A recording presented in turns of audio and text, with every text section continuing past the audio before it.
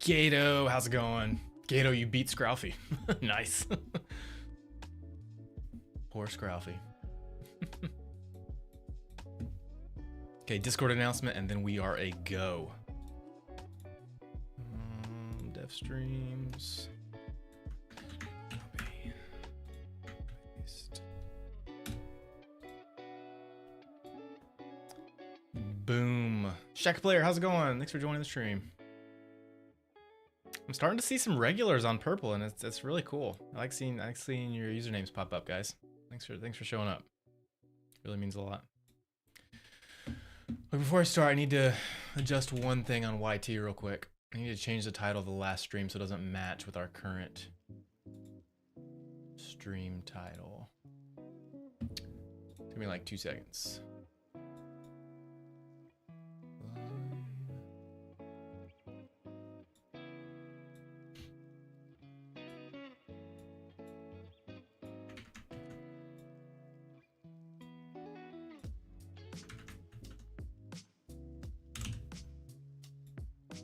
I need to go through and name these VODs better.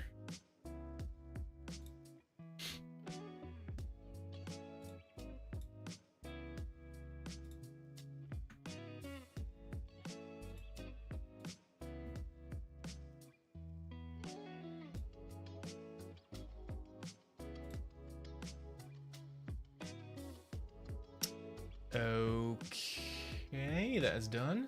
Now let's get started. Bad because I drank my first Red Bull because of Max to support their F1 stream. My parents restricted it, so I don't know if I should tell them or keep it a secret.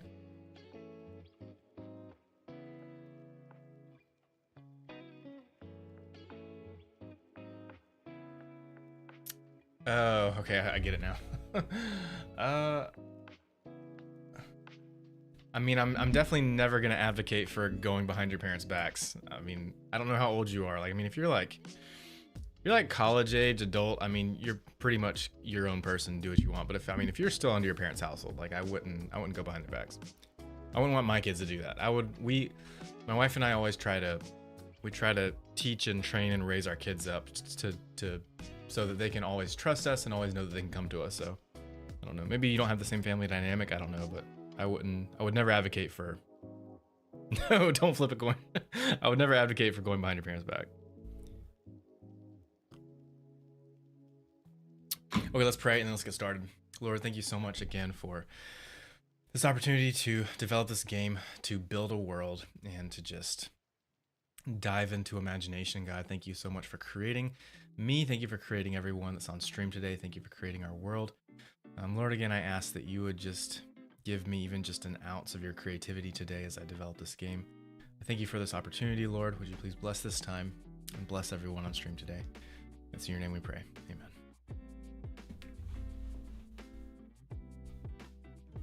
Don't live in the US, so I have different coins. Well, even if you have different coins, like there's still a heads and a tail, right? They look different, right? The sides are different. You can still flip a coin no matter what country you're in. Okay. So yesterday we left off. Yesterday we pretty much finished the layout of the rooftop hopping, building to building over here. And we started working on the port area where the final boss happens, somewhere right around here. I was thinking about this morning and last night that this final part of the level is going to be nighttime. And so before I continue like placing more buildings and stuff in the background and filling out the areas, I want to go ahead and adjust the lighting of the final part of the level. I want to start working on the lighting of the whole game. Because in this level, we're going to start off in daytime and then slowly progress to nighttime at the end of the level to match up with the comic book issue. So And that will also help us because when it's nighttime at this last part of the level, we're not going to see as much of the background. And there's going to be spots and areas that we see, spots and areas that we don't see. So it'll help me know which areas I need to fill in after we already have the lighting established. So I'm going to work on that this stream and we'll go from there. So before I just make the nighttime scene, we need to actually figure out like how this is going to work, because we want it to progress from day to night. But we can't just do it based on time, because if the player sits here at the very beginning of the level for hours, then it will eventually turn into night. And then it could be morning time or the next day by the time you get to the level. We want the day progression to happen as you move throughout the level.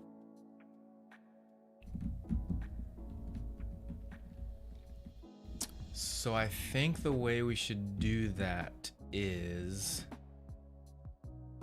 essentially have create two different light settings. Okay, we have day and night, and we need to animate from day to night, right? The values, but we need to do it based on Drip's location in the level. So what I think we should do is maybe have two different like invisible objects, one at the very beginning of the level and one at the very end of the level. And then in a script, in code, we just constantly check the player's position from each point.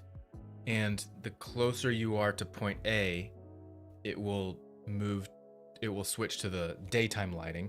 And the closer you are to point B, it will switch to the nighttime lighting. Pretty sure that's how we should do it. I can't think of any issues that could cause. You could potentially move back in the level and go backwards in day, so it would go from dark to light. But there are 3 sections of the level. I think the way we're gonna do it, because in most old games like this, once you move to the right, you can't go backwards. We are gonna have you be able to move backwards in this level, in this game, but only within certain sections. Okay, so the level is split into 3 sections, right? We've got this first section, which is your ground level, so you can go back and forth as much as you want. But then once you reach this police station and you fly up to the first rooftop building, then you're locked into the second section and you can't go back, right? And then in the second section of the level, you're hopping rooftop to rooftop, and you can go back and forth if you want. But then once you get to this section right here, and then you go back down to the ground level for the third section, you can't go back. So what we could do is lock the lighting into 3 different stages.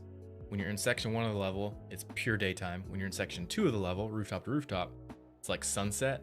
When you're in section 3, it's nighttime. But then it would be like an immediate switch from light scenario to light scenario, and that would look bad unless we triggered it with a cutscene, because there's already going to be a cutscene. There's a cutscene from section 2 to section 3, sort of, and a cutscene from section 1 to section 2. But then how do you make the lighting completely switch in one cutscene without it being too like sudden, you know?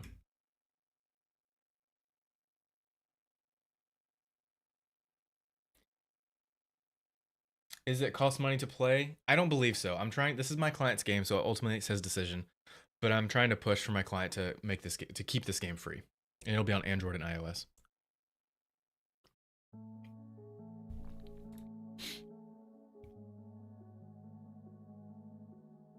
Add triggers? What do you mean? The problem is this game just isn't going to do well. Oh, I hope that's not the case. I hope this game does great.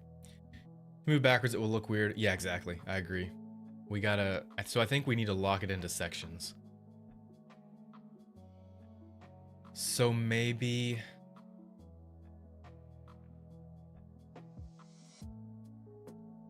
Or wait, hold on. What we could do this?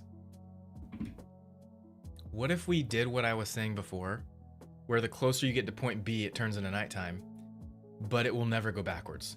So if you've moved forward in the level and you're making the day night cycle move closer to nighttime, that's great. But if you start to move backwards, it doesn't move back to day. What if we only make it move back to nighttime? So you can go back in the level, fine, but it's still gonna stay nighttime. That does make it, it's still a little bit weird because like you could potentially make it, like if you move through the first part of the level really fast, it'll go from day to night really fast. And once you're in nighttime, it's locked.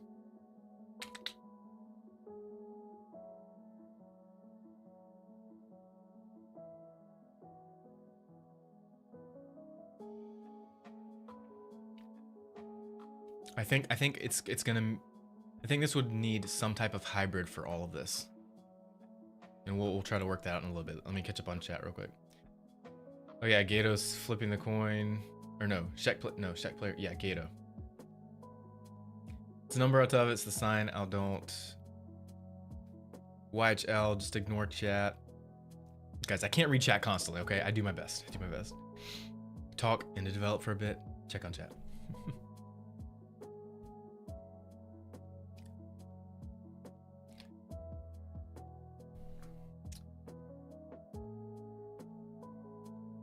Yeah, Shaq player, what did you get? Just RDM, yeah, that makes sense. Okay, cool. What's getting like this, not even being rude, like just don't do good in 2026 cause Roblox and Clash. No, dude, there's so many. I mean, this is an indie game, okay? There's a huge audience out there for indie games, okay? Not, I mean, obviously the biggest audience is for stuff like Minecraft, Fortnite, Roblox, but there's, like, we can't let only the biggest games in the world be the only games in the world, right? We've got to, that's why their indie games like this exist, right? We can't just, because if we just let like 3 major games control the narrative of gaming in the whole world, it would be a very boring gaming world. Make GTA 6? No thanks. Yeah, I hope this game does great, but I mean, this is up to my client. I hope the game does great because I'm invested in the game. I want to see it do well because I've been making this myself the whole time. But ultimately, it's not my game; it's my client's game. I'm just making it for him, getting money to do it, and it's been a lot of fun. I'm learning a lot. It's been a really fun experience. So this is what I think we do for hybrid. What games you made? Actual games published. I've never published a single game before. This is gonna be my first game that gets published on the app stores. My VTuber setup is essentially a game. Again, though that's not published, I just use that for myself. I've made some games in the past, but never published them, just private stuff. Yeah, Shaq player, what's the result of your coin flip? Let us know.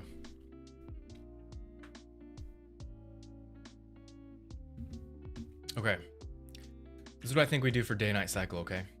We split it into 3 sections. First section level, second section, third section, okay? First section is day, middle section is evening-ish, third section is night. But the way it transitions is the point A to point B method, but point A to point B method within each section, right? So let's see. Let's actually just grab the sun. Okay, so you start off here. As you move from point A to point B of the first section, the sun will go from there to something like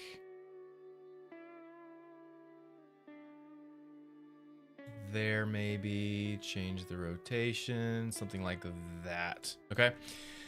And as you get to this point, it'll move towards that. And then if you start moving backwards, it won't change. Then you jump up to section 2. And then we start doing something like moving from point A to point B like that. There's our final point B. Like by the end of this part, we're like right here. Okay. And then we jump down here. We're in the, actually, I think we should start at this lighting right here. And then as you progress from here towards the final part, it slowly progresses to something like this. So essentially we move from day to night over the course of the whole level by distance, but the distance is broken up into 3 separate chunks.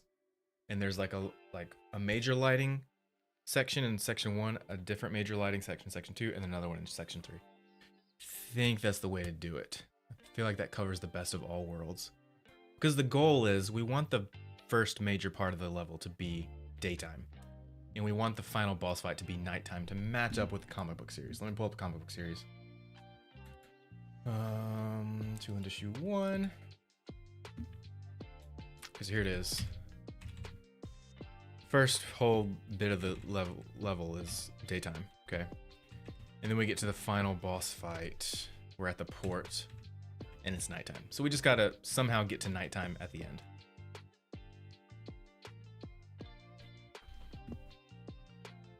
We could also just trigger it with a cutscene. Maybe we could just do that. Maybe that makes things a lot simpler.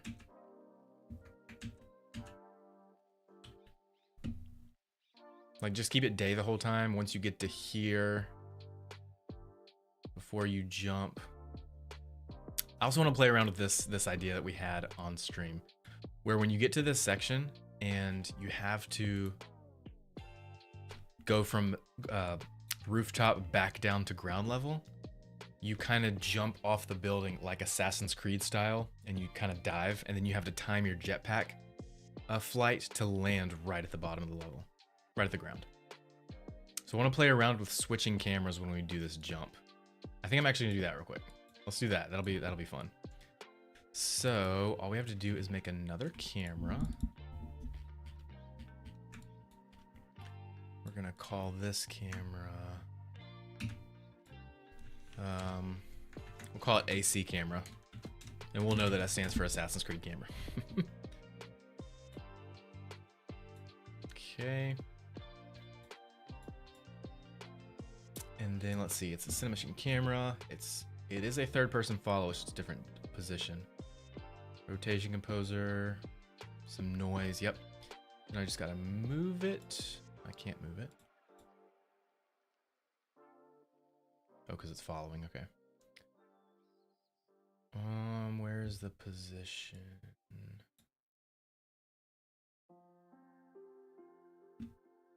Lost chat. There you are. 3 Extreme, what's up?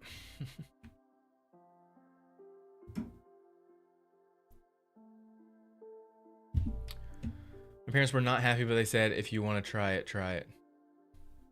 Well, there you go. See, it didn't turn out so bad. I'm going to have some yogurt. Cool. Mr. Bloxcoins, I'm doing great. How are you doing? Good afternoon from Accra, Ghana. From Ghana? Dude, that's awesome.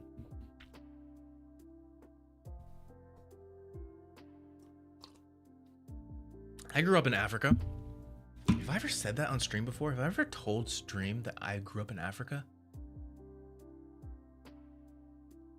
Yes, I did. I did a few videos ago on YT. Where are you based? I am in the US. But I did grow up in Africa. 2 countries, Zambia and Kenya.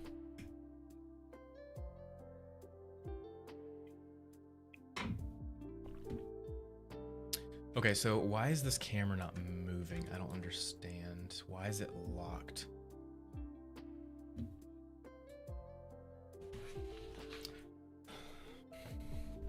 Yep. AC camera, third person follow.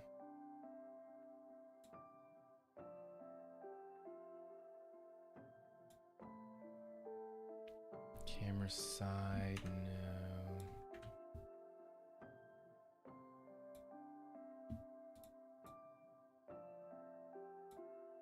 Literally, why is this camera locked? I can...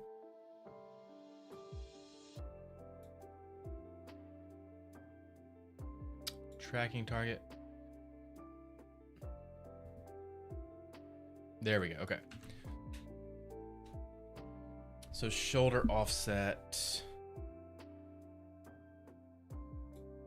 Oh, camera distance, that's why, okay. So we would need camera distance to be 0 on this camera, but shoulder offset on the Y straight up. But then we need to look down. Why is it not looking down at?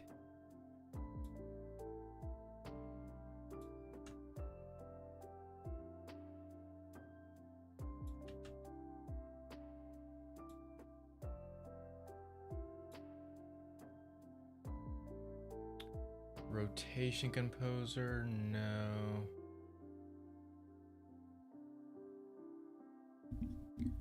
We're tracking the player, that's correct.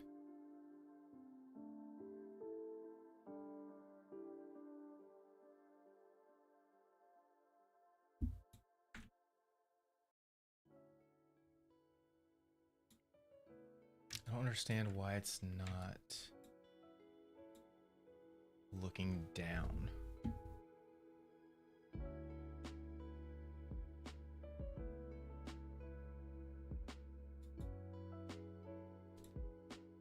Can't change the rotation.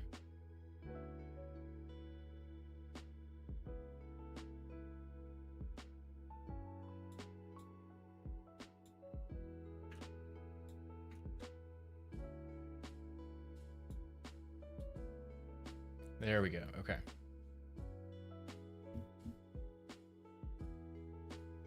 Now we're actually rotating towards him. Now we just need to move, let's see, the shoulder offset. There.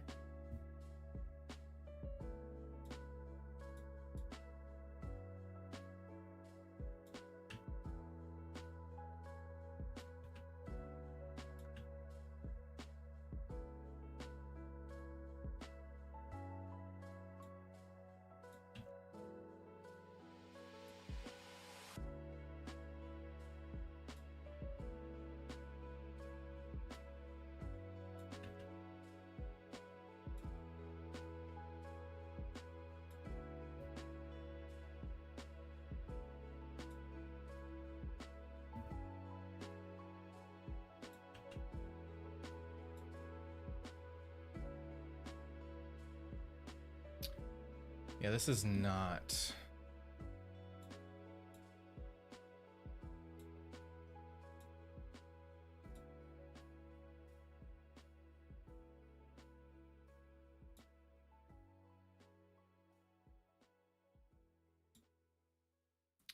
Rotation composer, let's say none. And then we can. I still can't change the rotation.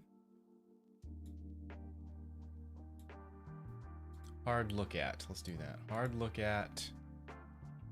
Look at offset.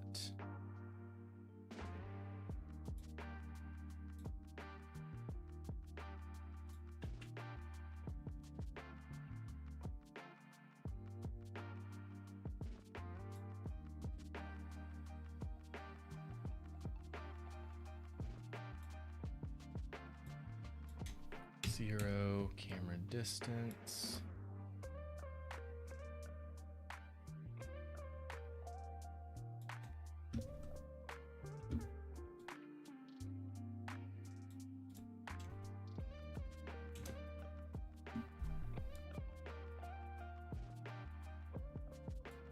Okay, I want the shoulder offset to be 0.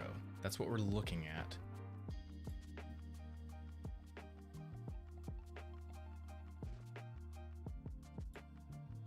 I don't understand why I can't move the camera up.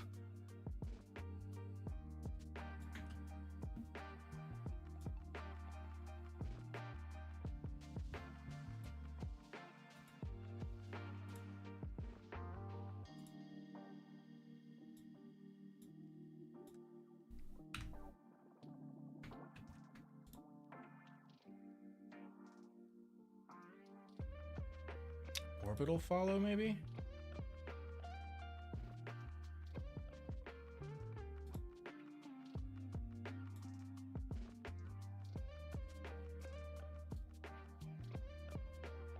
Now we're getting somewhere. Okay.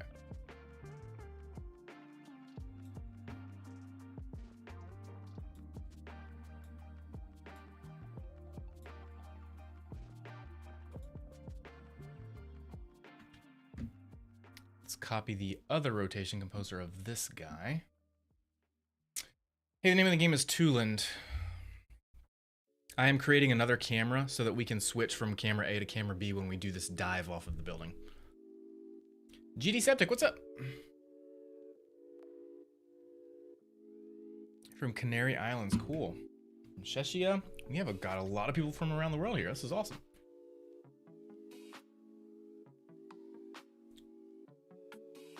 Next, Morocco belonged to Spain politically. Okay. And from Portugal? Dude, there's literally like every single person in the chat right now is from a different country. That's crazy. Or at least everyone that's chatting. That's crazy. Cason's from Texas. Awesome. Bring Lego filter thing? No, we're not doing Lego right now. I do two different types of streams. I do the VTuber streams, the Lego VTuber streams, and I do these IRL game dev stuff. Wonder if I should just stop streaming to TikTok when I do these IRL game dev streams. I don't know that TikTok is very interested in these types of streams. Is there anyone on TikTok that wants to watch these streams, or you're just like, no, go away with this. Give me back. Give me the Lego VTuber stuff.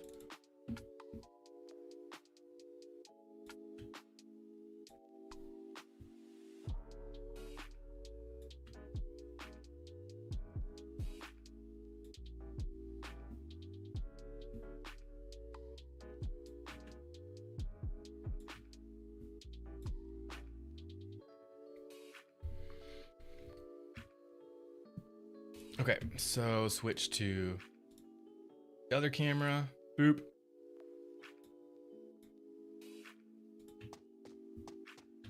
Almost. I need it to be like directly overhead. So we're not quite there yet. Okay, AC camera solo.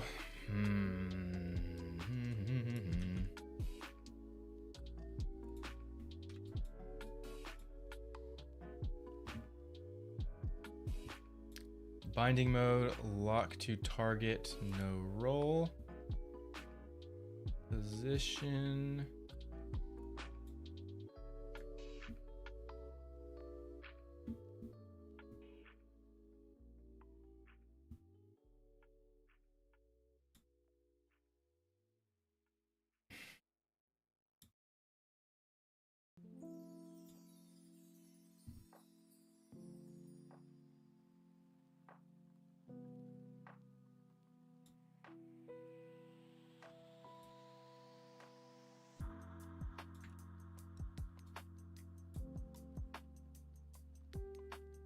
Okay, I'm kind of understanding the controls of this now.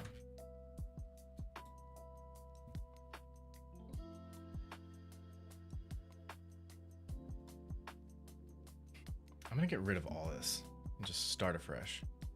None, none. Okay, now I can actually move the camera. Great. So let's copy the position of the character. Copy position. Copy world transform, and then, no, that's the camera. Character. Copy world transform, and then Assassin's Creed camera. Paste world transform. Okay. Now the camera matches. Now I just need to move it up and point it down and turn it. Oh wait, we need to match his. Wrong way. Wrong way. Okay, and then we need to come out some, of course. Or do that with field of view. Nice. Okay. Now we need to track to tracking target, player. So the player moves, will the camera move now? No, it doesn't. Position control. Third person follow. No! That is so frustrating. Undo. Position. Position composer or hard lock to target? No, oh my gosh.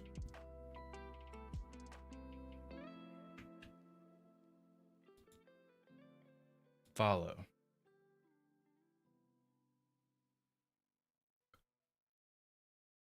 Follow offset. 0. Okay, now we're getting somewhere. Now we're getting somewhere. This is it. This is it, guys. This is it.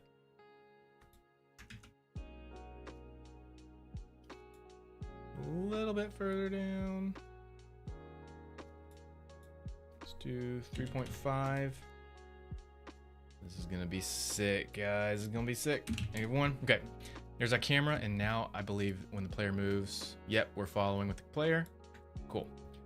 So now let's solo back to this camera. Mr. Mark, how's it going? What's your idea, Shek player? Tell me. My first coding language? For games or just my first coding language in general? 'Cause my first coding I would say would be HTML and CSS back in high school.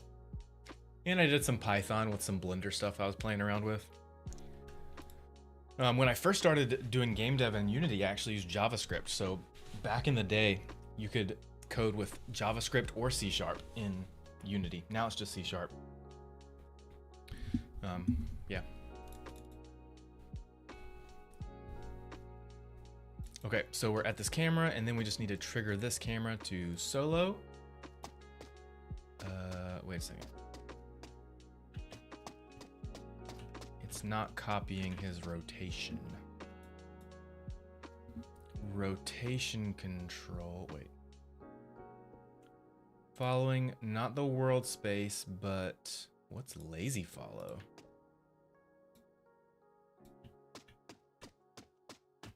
No. Lock to target, no roll. Nope. Lock to target with world up.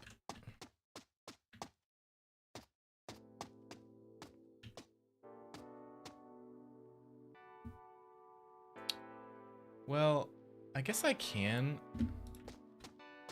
lock this. There we go. We're getting somewhere. Okay. Let's see.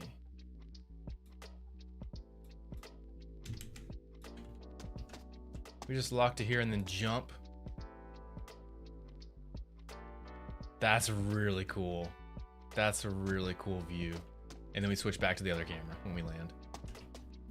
We're 100% doing that. Okay, let's try that. Lock to target with world up. To target with world up. This is cool, guys. This is cool. Change that to 0. So we can see what we're looking at. And then move this around to 90. Do this to like 80. And then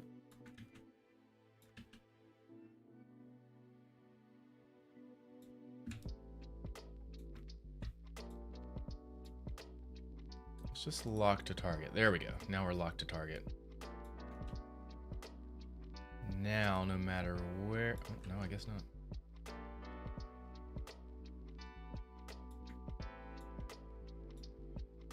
Yeah, I need the rotation. Rotation control, hard look at, or rotate with follow target. Let's do hard look at. There we go. Now we're getting what I want. So now when I adjust this, there we go. That's what I want. That's what I want. Perfect. Perfect. You should do a stage in Discord to do like a live Q&A on stream. What do you mean by that? Because we've got live Q&A right now. You guys can ask me a question anytime you want. Or do you mean like where we can hear your voice?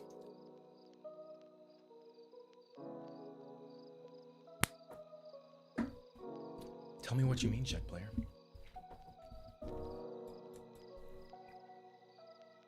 Okay. I like this. It's working. Let's make that 80. Okay.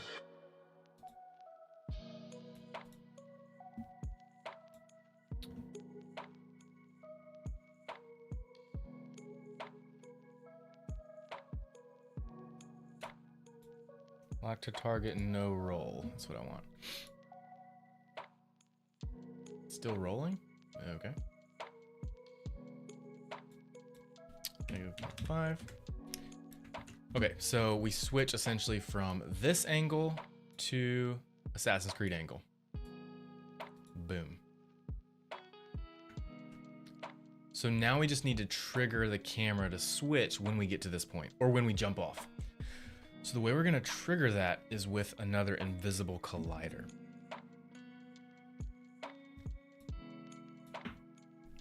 Okay, and I believe if I just turn this off, it'll switch to that, yep. And then turn it back on. Yep. So all I have to do is, first let's add an invisible box here. We're going to steal our invisible box from the elevator.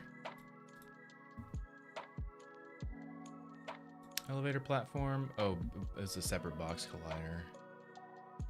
Elevator logic. Okay, I'll just make a new one.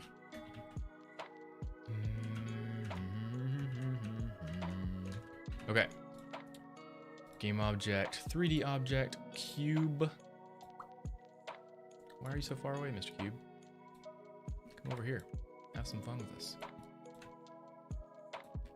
Okay, this is the cube. We're going to, when we hit it, we switch camera modes, okay? So it probably, the switch should probably start literally when you jump off. So let's make it wider. First off, we don't need the mesh renderer. Remove component. Just need that box collider. Needs to be only a trigger. So you don't want to you don't want it to be a non-trigger, because then you would just jump into the air and just smash into an invisible wall. You still need to be able to go through it, but it just triggers a trigger. Triggers an event. Okay, so make this bigger. Yep. Y value, nope, Z value sideways, yep, when you pass through it. X value a little smaller. Oh, not that small. Just do one. There we go. Then move it over, and then I'm gonna say probably rotate it. Like so.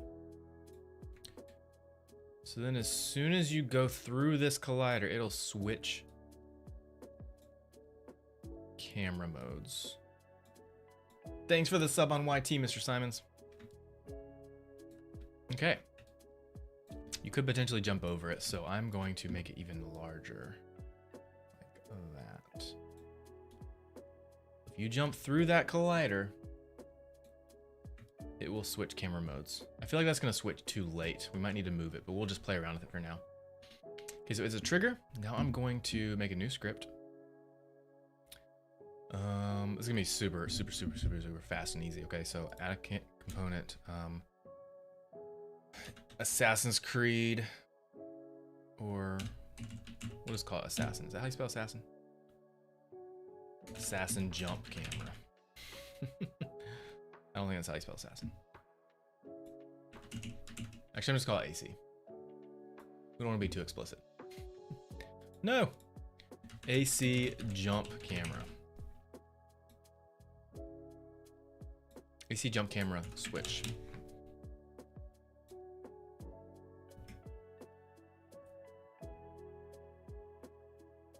Yeah.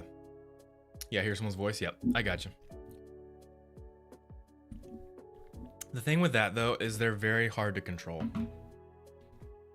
The biggest thing I'll be worried about is swearing, because it's a family-friendly stream and some people just want to troll. And so they would get into voice chat. That's one of the biggest reasons why I don't do a lot of voice stuff with viewers on streams, because there's no knowing if a viewer is just going to hop on and just start swearing and break the guidelines and the rules on my stream. I don't want that. Okay, so AC camera jump switch. So all we have to do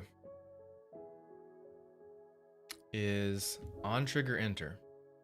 First I need to, can you guys see this? Yeah. First I just need to grab the cameras. Okay, so public camera. Actually, it's not no, I can just do a game object. I can just do it this way. Game object, main camera, public game object, AC jump camera, yep. And then on trigger enter, collider other, if other, compare tag player. If it's the player, then we set the main camera to false and the AC jump camera to true. Yep, perfect. That's all it takes. and it should switch. Okay, so then on that cube, we need to drag in our cameras. So the player follow camera is the main, and the AC camera is that one. You just start with AC camera off. Okay. Now this should work. When we jump through that, it's gonna switch cameras. Now it is gonna switch them, it's gonna just snap to it, and we obviously want a smooth animation from camera A to camera B. We'll do that in a second. So here we go, moment of truth. You guys ready for this? It already smoothly animated. Guys, that was sweet. That was freaking awesome. It needs to switch faster though, I think. And obviously we don't want that. We want the camera to lock to the rotation. That was awesome, guys. Scrouthy, what's up? Dude, you came in at a really cool time. I just finished this camera transition. Well, that's really cool. That's awesome. My client is gonna flip. Oh my gosh, that's so cool.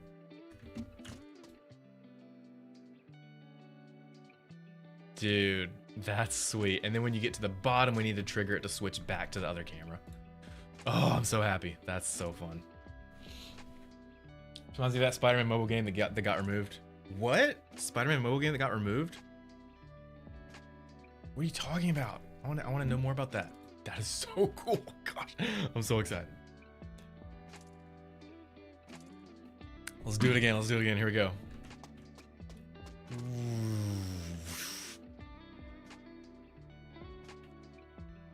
I think we definitely need to change drip to be like in horizontal flight mode or diving, I think. But that is so awesome, dude. Oh, it needs some work. It needs some work. Okay. So currently it's rotating with drip, and we don't want that. That's the first thing. That's the main thing to fix. That's the thing I love about Unity's new camera system called Cinemachine, is that all you have to do is toggle a switch from one camera to another camera. Like, you lock in your settings for each camera, and then when you switch cameras, it will automatically move the brain camera from camera A to camera B, and that's kind of how it works. So over here, you'll see that there's technically like 3 cameras. There's the main camera. Where is it?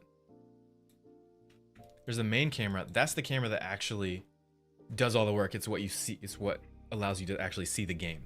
But then you have different camera like children. Like, the main camera is the brain, okay? And you can see this right here. See this little icon? That's the camera brain, the Cinemachine brain.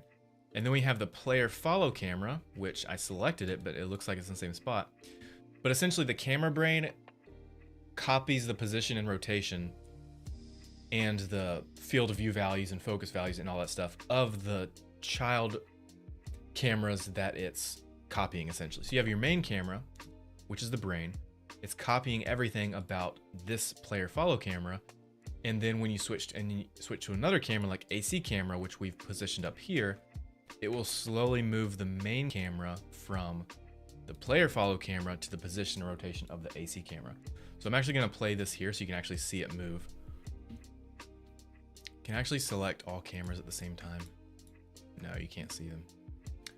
I was hoping we could see all of them selected so you could see it move. But yeah, so player follow camera stays right here. And this other AC camera is up here. So I'm going to select the main camera, and you're going to watch it move from this point to the next point when I go touch the collider. Ready? See, technically it's moving to this other point, but if I go select the main camera, it's still back here, right? And the AC camera is up here, which the brain is now tracking with. Okay, so I just got to make it so this camera doesn't turn with your rotation.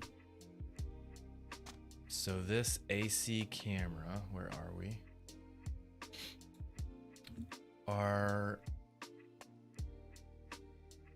It's because the rotation we're doing a hard look at. We want to do rotation to... I don't think rotate would follow target. Maybe? Or just no rotation. Yeah, I think that's it. So go back to this guy. Have no rotation. None. I want to lock it though. I want to lock it so we're looking perfectly at drip. Just have to lock to target. Let's see.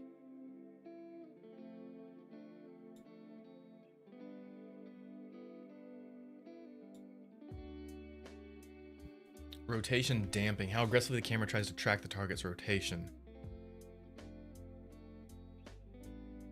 Small numbers are more responsive. Large numbers give a more heavy, slowly responding camera. Maybe that? Just set it to 0? Or not 0, but like 1,000. See what that does. Now the rotation should be so damped that, let's see. Oh, it still allows too much rotation. I think what we need is rotation composer. Rotation composer. Yep. And then force target to center of screen when this camera activates. Yep. It falls as clamp. Yep. And then hard limits. Target will not be allowed to be outside this region when the target is inside this region. Let's try that the way it is. No worries, Scruffy. See you next time. Superhero landing? Yeah. Some type of superhero landing with jetpack or whatever. Oh, it's still rotating. Gosh. Let's do hard limits.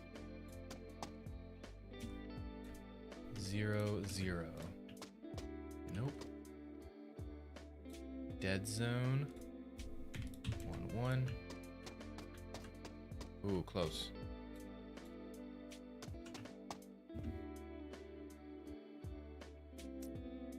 Damping.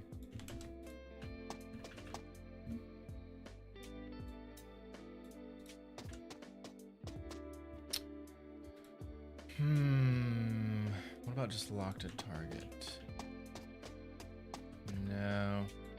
It's not the follow. It's the rotation composer. I think we just need to do hard. No, hard look at didn't work either.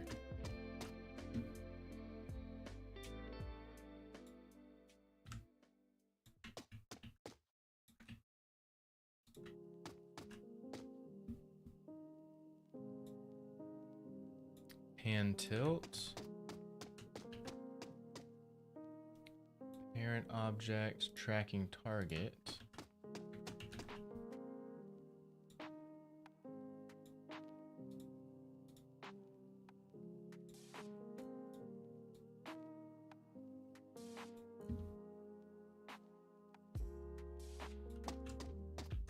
That's it.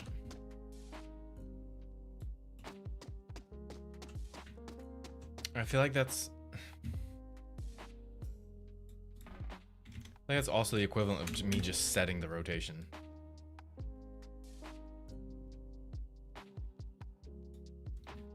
Let's just set the rotation manually and not have it worried about pointing at drip perfectly. Okay, so we'll get rid of that rotation, none.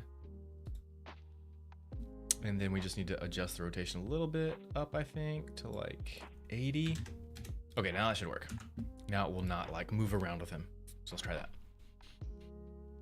Here we go, here we go, here we go. Switch. Locked. There it is, there it is. Yep. And then when we get to the bottom, we need to switch back. Love it. What do you guys think?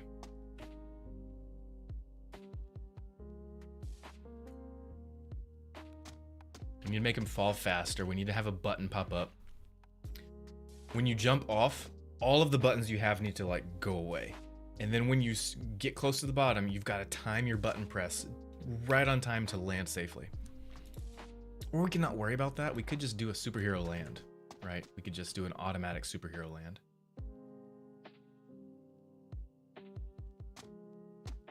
With like some smoke or something like coming out from the landing.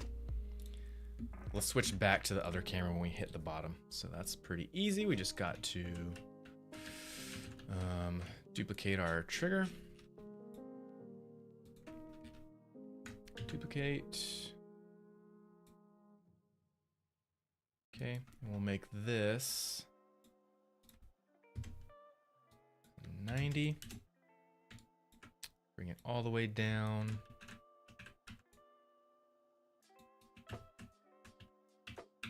So we get to there, I think we could probably switch over.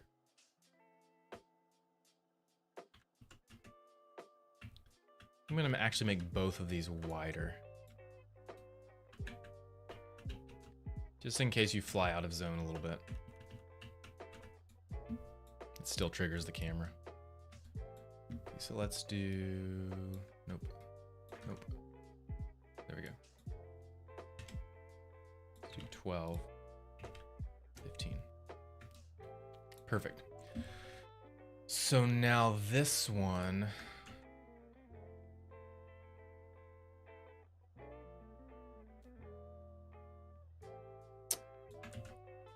actually, here's what we should do. The way it should know which camera to switch to. What we do is make sure this is back off by default. So then in the code, on trigger enter, if the main camera is active, then set it to false and the AC to jump, okay? And then otherwise, do the opposite. Main camera true and AC jump camera false. One that needs an extra doodad. Perfect. Now it'll work.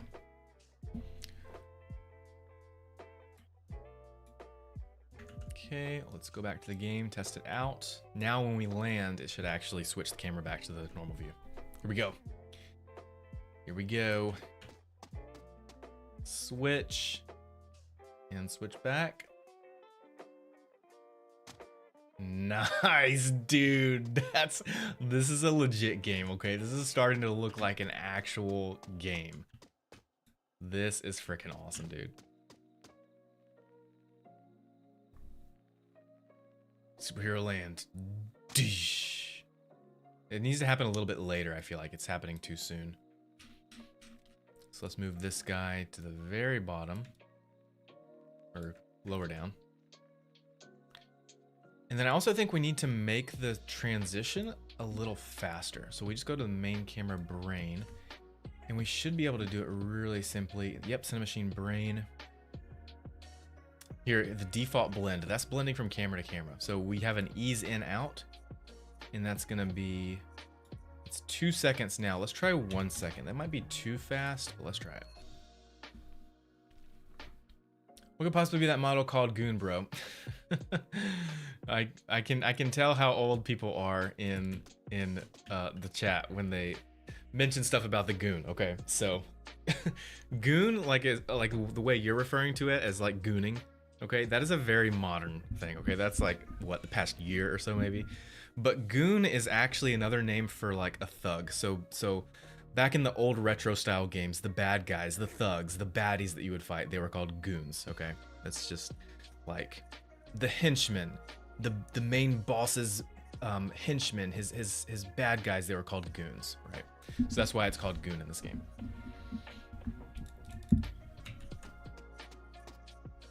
Oh, that's way too fast. Oh yeah, way too fast. 2 seconds was a lot better. Oh yeah, it's too jarring. The problem with this though, if I jump back into this collider, it's going to switch back to the other view. Watch this. No, it didn't. Oh, there it is. So you could technically glitch it if you really wanted to. I really like this view. Maybe we should switch to that view when we are scaling the first building. I'm gonna go try that. I'm gonna see what this view looks like at that very first building. Now, obviously, I've glitched us into this camera, but you won't be able to do this in the game. Still working the Lego overlay. The VTuber, yes, I do. I do still do that stuff. I've been doing a lot of these game dev streams because I've really got to get this game done. I really need to get this game done because one, we've been working on it for way too long. And I really need to get this game done so I can start working on other stuff. I really want to finish working on, or start working on again, the Lego PvP brick battle game or building game that I was working on. Let's see this view real quick. You're flying up. Meh, I don't like it too much. Or could we just do this view the whole building hop? It feels like Spider-Man.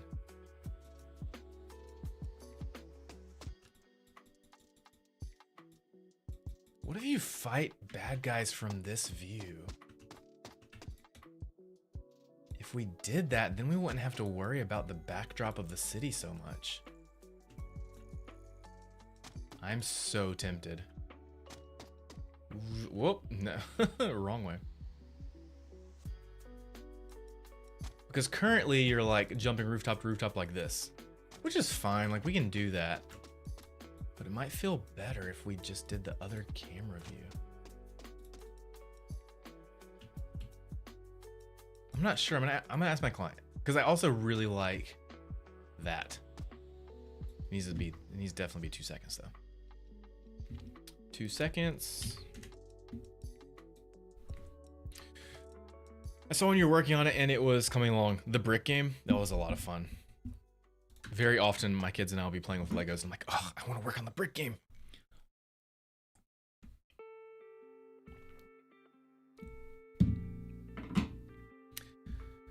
Pavlov, if you need to make it done, then I will just say no hate, but the game looks too basic. I'm not sure what you mean. The overlay, haven't seen the brick game. Is the overlay out yet? Oh, by overlay, you mean like the Lego VTuber setup. No. See, I would like to make that a public VTuber app that anyone can use. But the problem is that feels really good. I think I'm gonna keep it at 2 seconds. The problem is I don't think I can legally make money off of that because it's Lego, because Lego owns the rights to their minifig IP. So to do it legally, I would have to reach out to the Lego company first and see if they would be okay with it. And I don't feel comfortable trying to do anything, trying to make the Lego VTuber app public to everyone until I've gotten permission and approval from Lego. Goodness.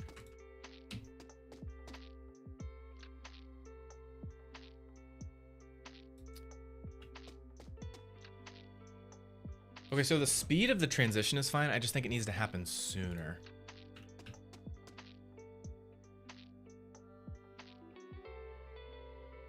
It could just be when you step up onto this ledge, it switches position. Dude. Cutscene. Drip, you gotta make this jump. You don't have much energy in your jetpack. You're gonna have to time the landing. Oh, I got this. No worries. Jump, dodge cranes. Land. Superhero land. I think that's the way to do it. I think that's how we play this. And make it a cutscene. I want to go ahead and bring in the black bars for the cutscene. I want to do that so bad. Let's do that because I think that looks so cool. Okay, so it's gonna be in Canvas. We're going to add a UI image. That image is going to be pure black. Boop. It is going to be positioned at the very top.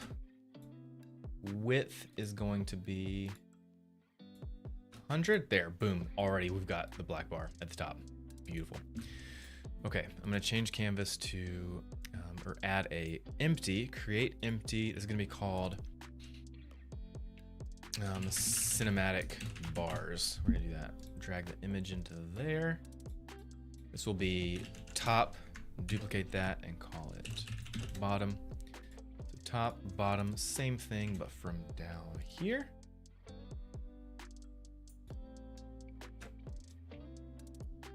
Cinematic bars needs to be over the whole thing. Stretch, boom. The top, need to redo this to there. Boom, there we are. There we got our cinematic bars. Guys, I love it. Oh my gosh, I love game dev. Okay, I think we need more. We need more height. Super cinematic. 150. And on the bottom, 150. Maybe that's too much. We'll see.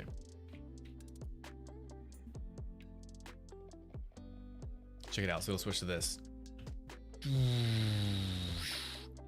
Drip, we gotta jump to the bottom. Okay, I'm jumping. We could even have some like rising music here. And then the bars go away. Oh, guys, that's so sweet. Oh my gosh, I love that so much. That looks so cool. Guys, does that look cool or does that look cool? That looks cool. Like the ledge idea with cutscene. I like that idea too, Max. I think that's the way to go. I 100% think that's the way to go. Even in Fortnite, we have to give 15% of our profile from profits from Lego maps to Legos. Really?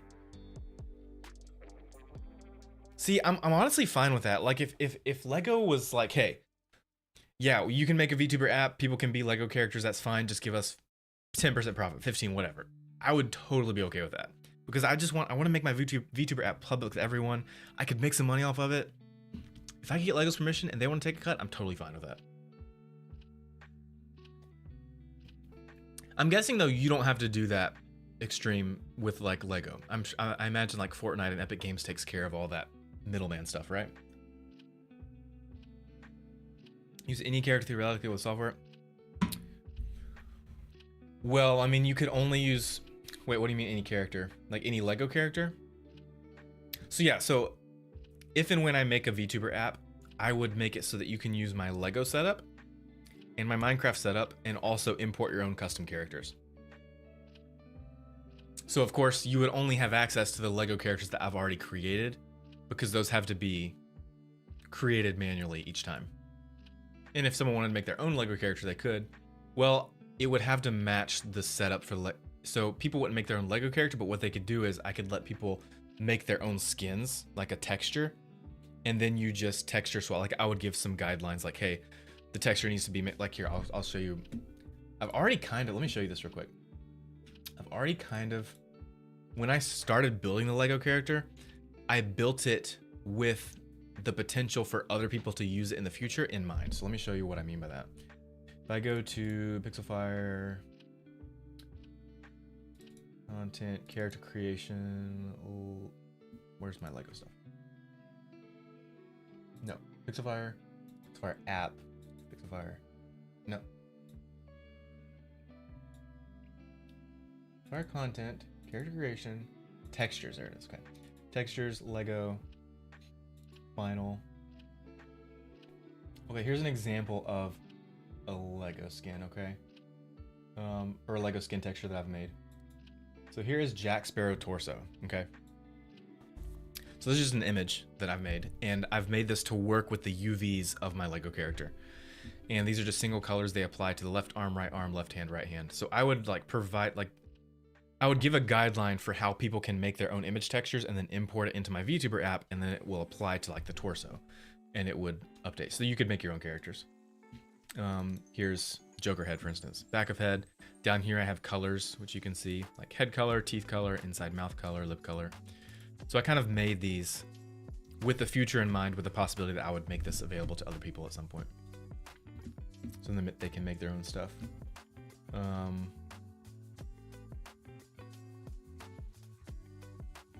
And then I have some face guidelines as well. So like, where's the face? Lego. This is better, okay? This is better reference, okay? So I have a wireframe. You can't see it very well because it's transparent. But this is a wireframe of the UVs for the head. So then you know, okay, where does the texture need to go for it to actually fit on the Lego character the right way? Here is the legs UV layout. Again, you can't see it very well. So yeah. Okay, back to the game. Cinematic bars. I think they're too, make them a little bit not so. Go back to 100. Okay, maybe 120. 120. Okay, now we just need to animate these so that they come in and come out, okay? How can we do that? I could use DoTween. Yeah, let's do that.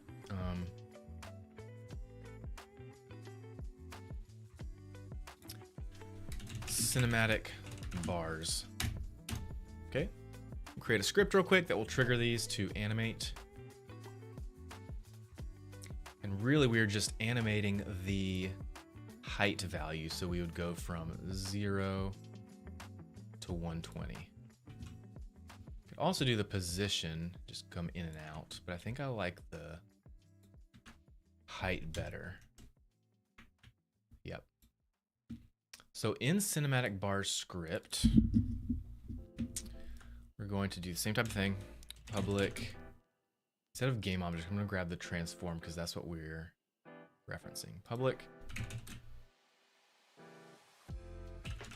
rect transform, top bar, bottom bar,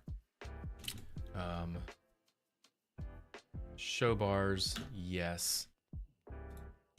But instead of just setting them to true to on and off, we need to animate them. So using DG tweening, and then no, I don't want to do the move. Let's do tween the rect height from 0 to saved, but then in start, or let's do in awake, I need to get the values of these. Private float top bar original height, yep, thank you, autocomplete. Private float bottom bar original height, yep. And then in awake, top bar original height equals top bar rect height, yep, good job, thank you, autocomplete. And then tween the rect height, top bar do size delta new vector 2, top bar to original.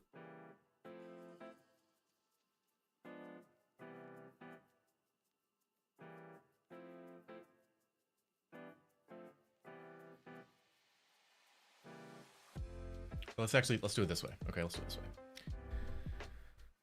We'll set them to 0 by default. So on awake,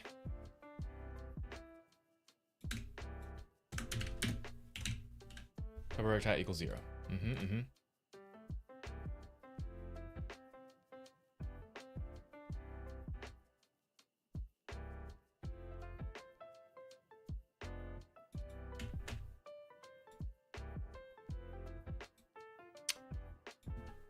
Set height of bars to 0.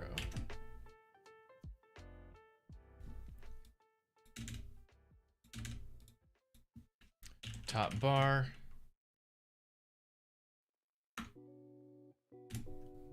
Guessing that might work. We're gonna test it out. I'm not sure about that code. We'll see. Okay, so on awake, we set them to 0 if they're not already. And then we can show this in the inspector what we want it to switch to. So public float, bar height, we'll set it 100 here in the code, but we'll set it to 120 in the inspector. And then show bars from 0 to bar height. Okay. Top bar do size delta from its current to the bar height over the course of how many seconds? 1 second. We'll do 1 second. 1 second. And same thing for bottom bar. 1 second. Done. And then we'll do the opposite for hide bars from bar height to 0. Yep. Okay, now we also need to instance this. Create instance of this script. Public static cinematic bars instance. And then in awake,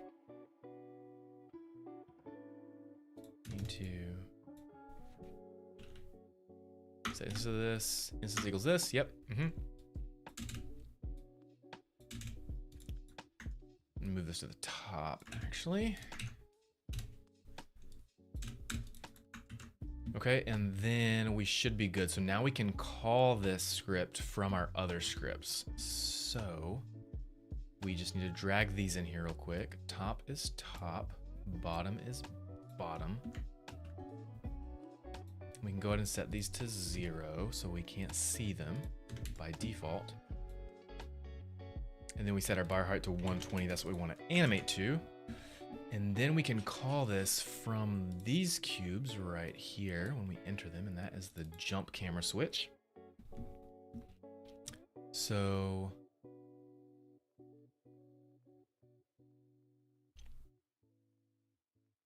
when we switch cameras, we want to call that script. So cinematic bars, instance, show bars. And then down here, hide bars, save, we're done. It should work. We'll see. Here we go.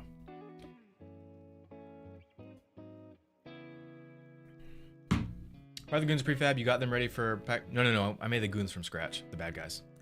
Made them all from scratch. All the characters in this game are made from scratch. No packs. No packs for those. The only pack we got for this game is the city pack. Okay, let's try this out. Hopefully the bars will animate in when we get to that camera view. Here we go. Moment of truth, guys. You ready? I need some drum rolls in the chat. We need to get some drum roll emotes in the chat. We don't have those. Let's do Flickr. What's a Flickr emote we have? Let's do the popcorn. Let's do Flickr eating popcorn. Okay, Flickr eating popcorn emotes in the chat. We ready, guys? Here we go. Please work. I think it'll work. I'm pretty sure it'll work.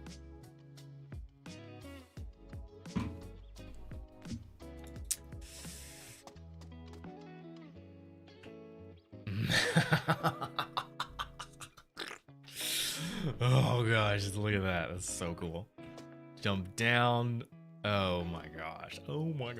We get to the bottom and then we switch back out. Oh guys, it's so smooth. It's so fluid. It looks so good. Oh my god. Guys, I'm getting pumped up. This is freaking awesome. These cut scenes. Oh my gosh. Restart. I gotta see that again. Oh. Don't want to land on the building. That ruins it. And then back to normal. Oh, that is smooth. That is freaking sweet, dude. Oh, that looks good. Hair physics are amazing. Thank you so much. That's something you don't see in mobile games is hair physics, but we got them. We got them. Ooh, I actually do want to make them fly up a little more because right now I have them a little limited purposefully because I don't want them to go too crazy. But like when he's falling.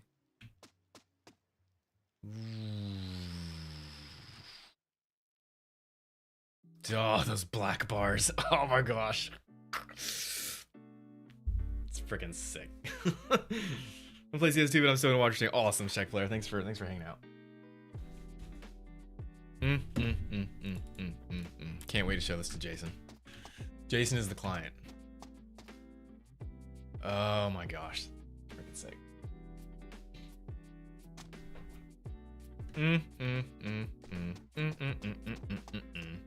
Clip monsters, yep, I'm working on this game right now, making this game for a client. Okay, so this is something we need to fix. So once you hit this cut, okay, well first off we need to move the cutscene collider, this guy, to when you get to this step. So that needs to be, actually gonna make this back to 90, okay? So 0 rotation. We're gonna move it right to here.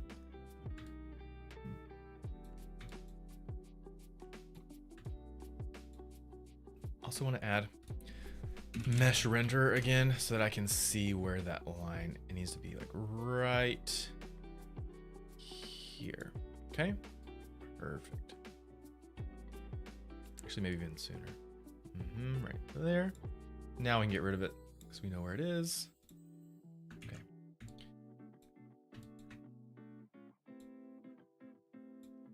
Okay, here we go.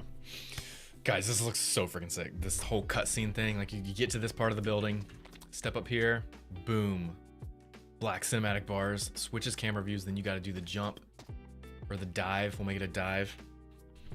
We'll have a superhero landing right here, and it goes back to normal. Oh, so sweet. Switch to skybox. Oh yeah, 100%. Yep. I've got to put more city backdrop in the background. Got to add clouds, all sorts of stuff. This is just the default skybox that comes with Unity.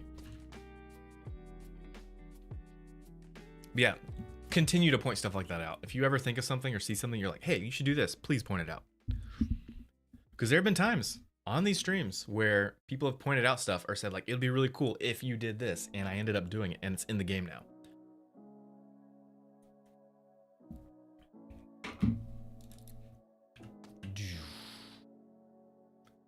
I need to actually...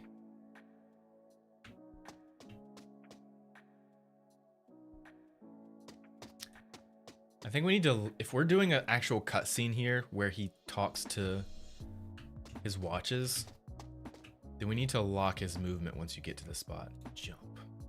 Dive.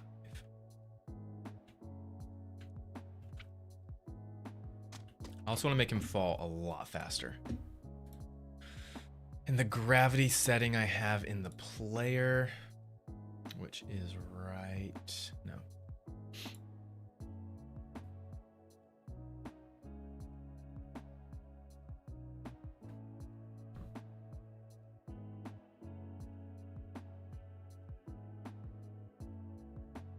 Here we go. Gravity negative 15. Let's do negative 30.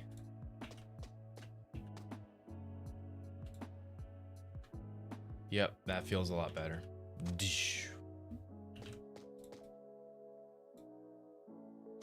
Oh yeah, that's a lot. Even just the jumping. I need to make the jumping more powerful to, oh, there we go. We're I need to fix that to where if you go back, it'll switch camera views again. Oh yeah, that falling feels a lot better with twice the amount of gravity. Oh yeah, 100%. I just need to make the jumping more powerful. So jump height. So if we doubled the gravity strength, we need to double, I assume double the jump height.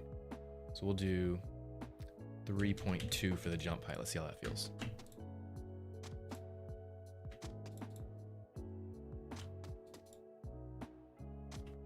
Maybe not so much, 2.5.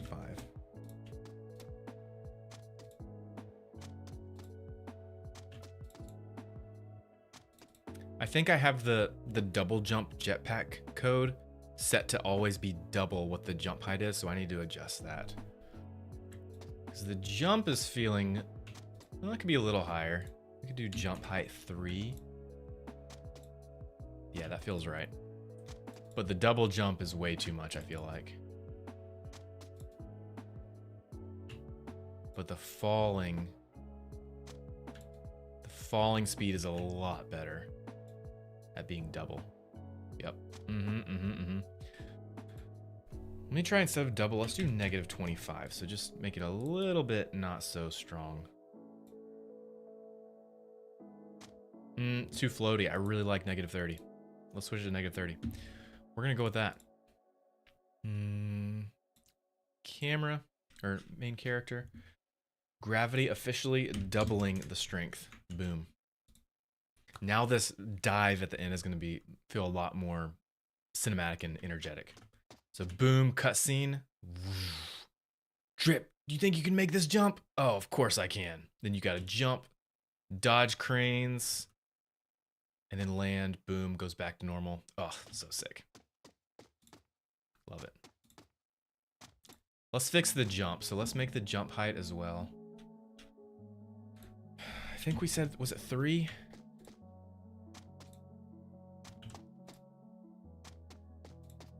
Yeah, that feels good.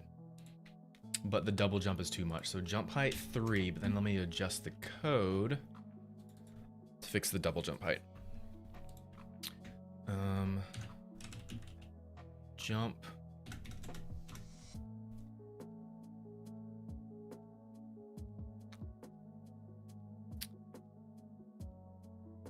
Where is it? I'll catch up on chat in like 2 seconds, guys. Just let me change this real quick. Cannon, no. Interrupt attack, finish attacking, punch. Get hit. I'm pretty sure it's in the movement code. Move input, jump input, no.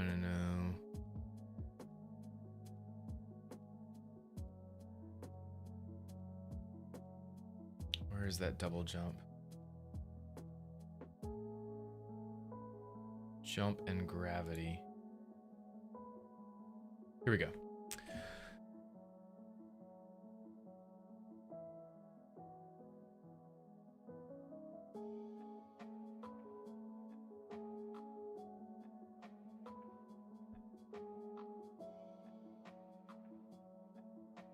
Is it perform jump?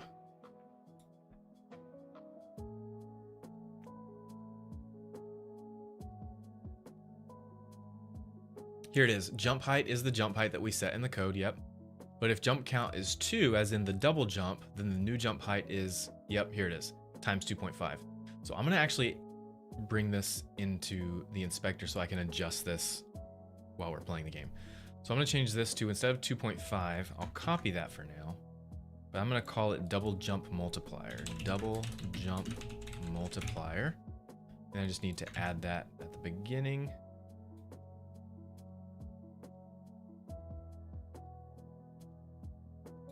With jump height, where is jump height? Right there. So right here, we're gonna do public float double jump multiplier equals 2.0f for now, just as the thing. Okay, that should work. Now we can actually change that value in while we're playing the game. Okay, let me hit the chat and then we'll keep moving forward. Why'd you make the camera restricted to that angle? This side view angle, you mean? Because it's a side scroller game. It says this is meant to mimic the old retro games on Game Boy and on arcade, like Street Fighter or the Ninja Turtle games, Power Ranger games, that type of thing. Let me work on this game. I've been working on it off and on for the past year and a half. Try CS2 sometime. Okay, maybe. Okay, let's adjust this while we play the game. Here we go. Where is it? Okay, jump height is 3, double jump multiplier is 2. Let's see how that feels. If it feels bad, we'll adjust it.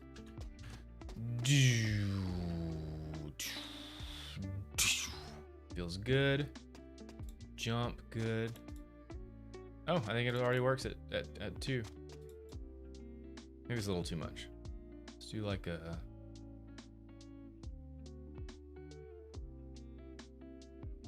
I lost it. Where is it?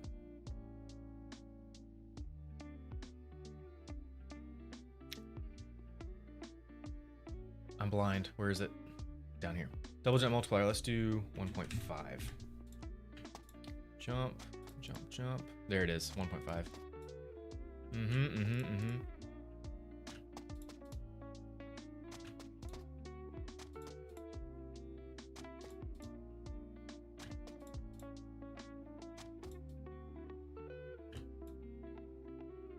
The gravity feels a lot more realistic now. Okay, so what was that?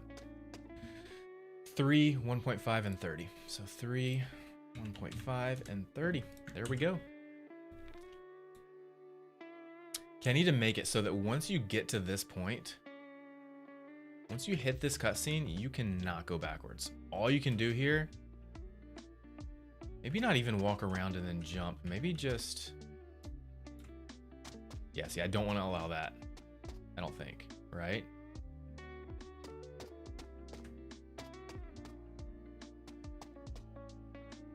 Once you get here, like, you can't go back in the level.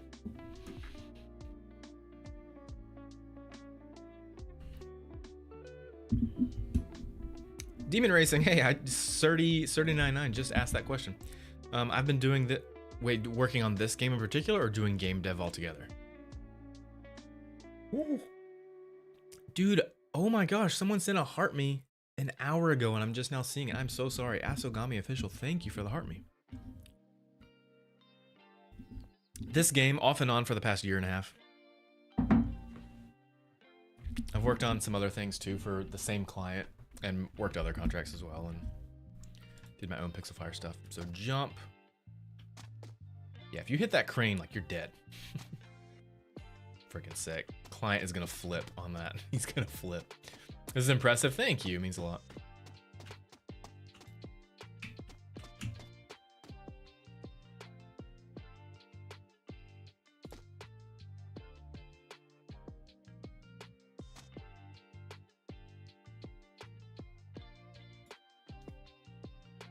I actually want to send this to him right now.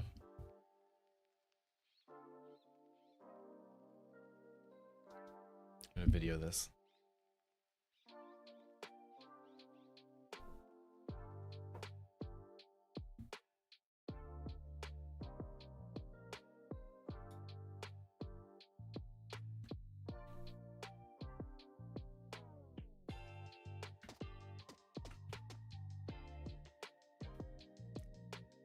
Okay, Jason, check this out. Check this out. Okay, you get to this last building, get to the ledge, black cinematic bars, switches camera view, and jump, dodging, dodging, dodging, and fall. I think we should do like a superhero land here or something, but then it switches back.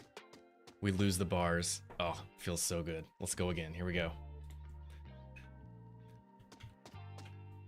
Oh, obviously don't want to allow that. Let's go back. Okay. So we get here. Oh, go back again. We get here. Land here. We lose controls. Okay. Drip, you think you can make this jump? Oh, of course I can. Of course I got this. One button. All these buttons go away from the screen. Jump off. Dodge cranes. Press the button. Boom. Land. And it just does like a superhero epic land. And then switches back.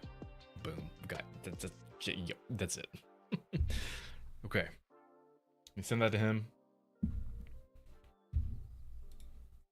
See what he thinks.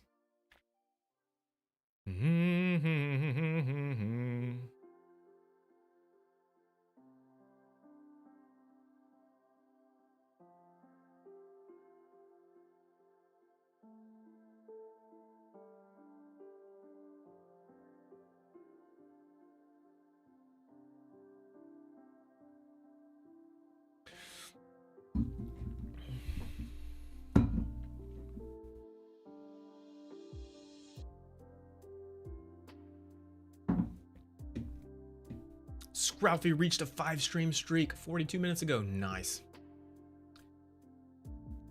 If you want it retro, then I recommend trying PSX shaders. I don't know what that is.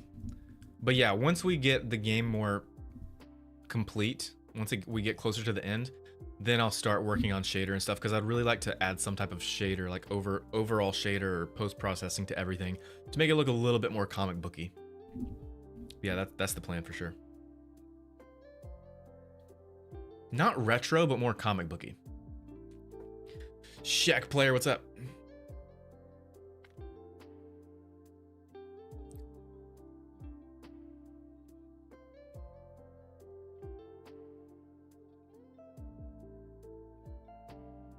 I gotta rename this file.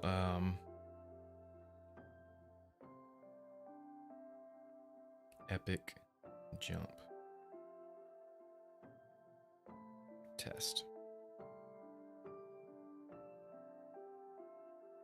I gotta see it real quick.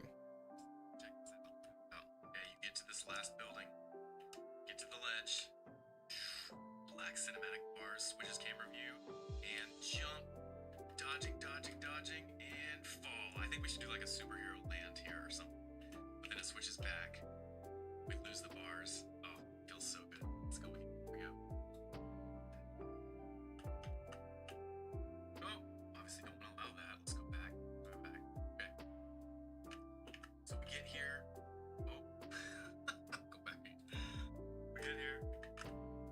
Land here. We lose controls. Okay. Drip, you think you can make this jump? Oh, of course I can. Of course I got this. One button. Please buttons. Away from the screen. Jump off. Dodge cranes. Press the button. Boom. Land. And it just does it like a superhero. Switches back. That's it. There it is. Okay, we'll send it to him.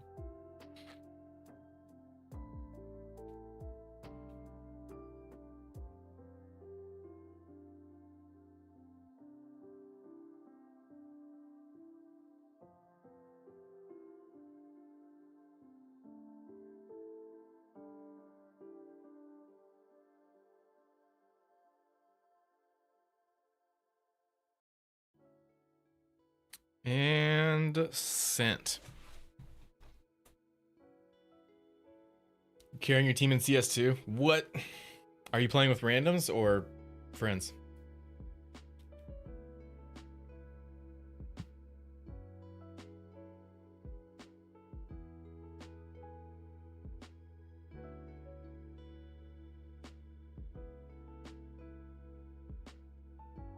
Okay. Just tell them skill issue. Just say that. You'll be good.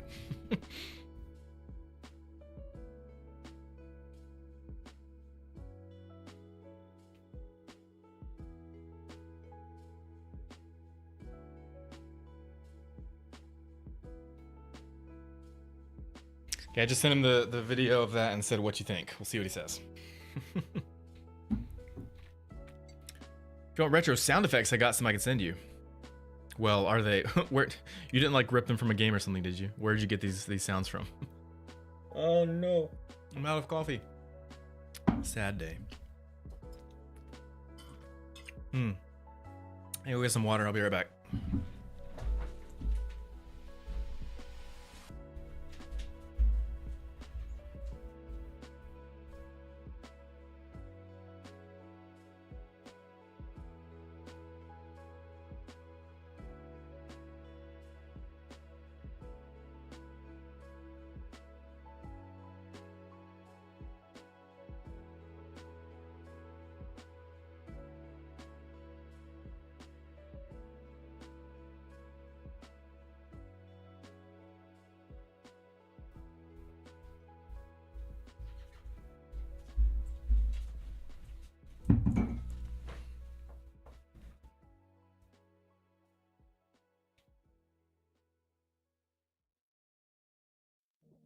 Need to use the bathroom too. Be right back.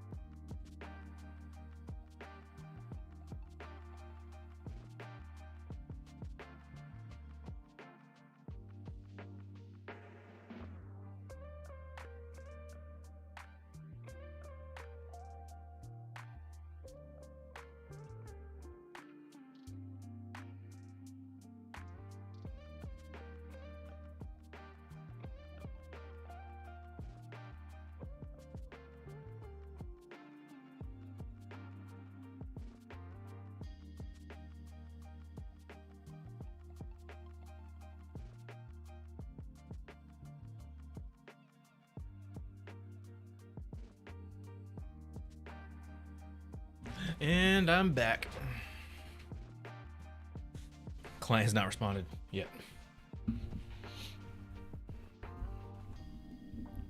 You got it from your game? What?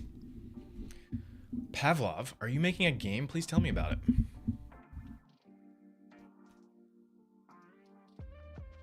How's it going, Alter?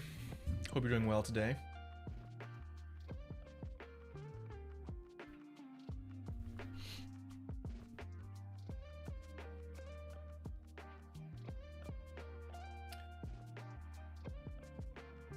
Hey, if you're on TikTok right now, would you mind following? I want to see how follows show up in the live chat, because I have a lot of users of StreamFocus, my multi-chat app, and myself included, that we want to add follower alerts into StreamFocus, but I haven't really decided where to put them.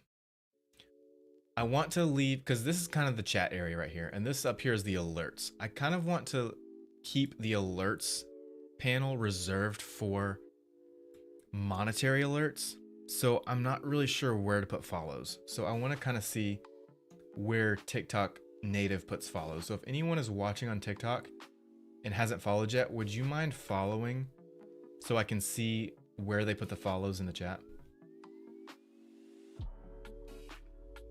And if you don't want to stay followed, you can unfollow if you want. Just at least just follow, help me out, see what I can, so I can see. Maybe I can just scroll. Maybe someone followed. I can scroll up. Let's see. Maybe they don't show the follows in the chat. It doesn't look like they do. Oh no, it does. It does show it in the chat. Interesting. So it says like FaZe followed the live creator. So it shows it as a line item inside the chat. But see, the only problem with that is that if like a bunch of people follow at one time, that would push chats out of the way, and then you would lose chat. Could make a separate panel, like 3 different panels. That seems too chaotic, too disorganized. I don't know.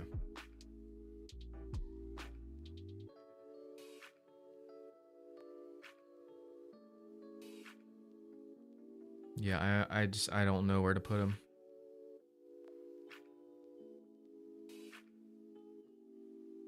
Play Minecraft with my friends after season 2. Okay, cool. Left up screen I think would be great there. What are you talking about? Oh, left up screen.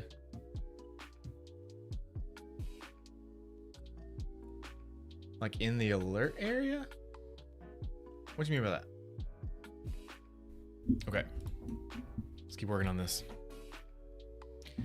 I think like there's some more things that need to be done for this cutscene. Like we need to lock controls until the audio for this cutscene plays through, and then we resume controls. We need to hide the buttons and then bring one button into view. So yeah, some things that we need to do. We also need to make him go into like a dive animation. We need to create the superhero land animation, all that stuff. But for now, I really need to start working on the lighting for this final scene so we can know like what we're moving towards. So this is what we're gonna do. I'm going to bring Drip. So let's just do this. I'm just gonna come down here with the camera. There we go. So this is final boss fight. Let's work on the lighting. So as far as the sun goes, what do you do? Do we just turn the sunlight all the way off? Or just give it a blue temperature. Not bad, not bad. Bring the intensity down. Strength of the shadows. Stronger. No, probably not stronger. No.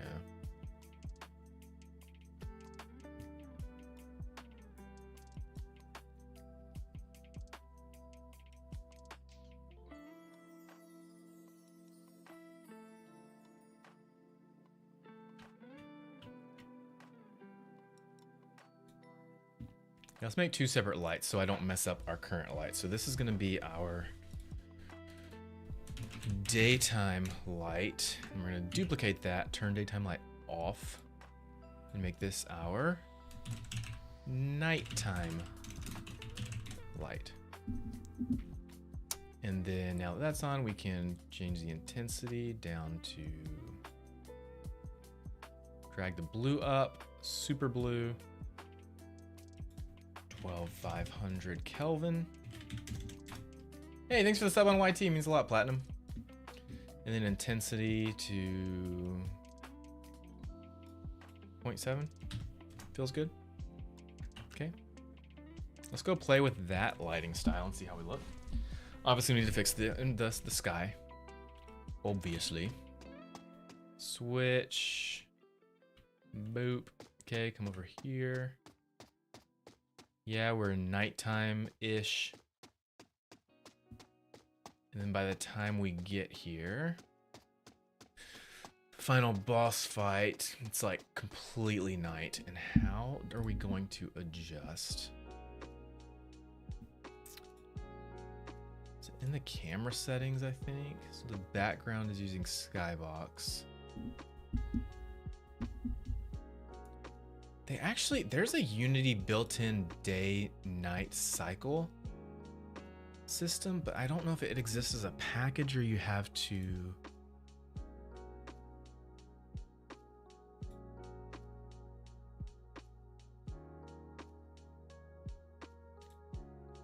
It might be in. Move stream focus over here. Hey Platinum, what's up? I saw you just subbed. Thank you so much for subbing on YT. It means a lot. Let's see, environment. Here it is. Real-time shadow color. I don't want to change the shadow color. Intensity. So by the time we get down to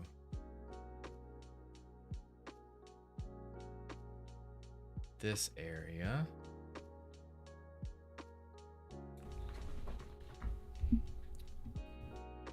intensity multiplier.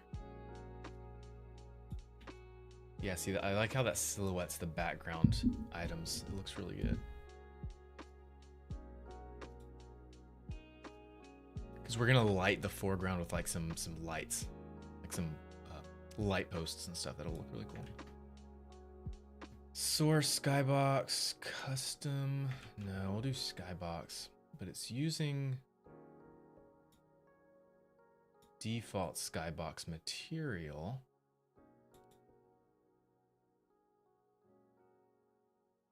Skybox procedural.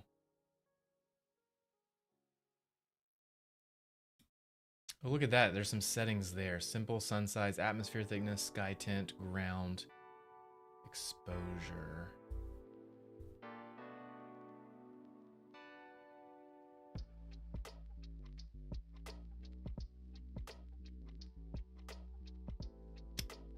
Oh, and the sun drives the light. So if we change the rotation of the sun,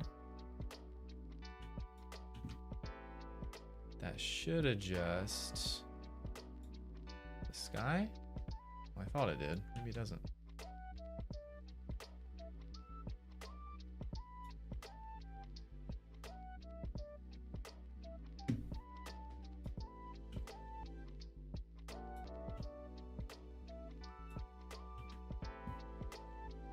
Oh, because the environment is being driven by the daytime light, not the nighttime. So if I just switch that for now and then rotate it, yeah, now the sky is changing. Yeah, there we go. Nice, nice, nice, nice, nice. And then I think with the skybox material, that's where we change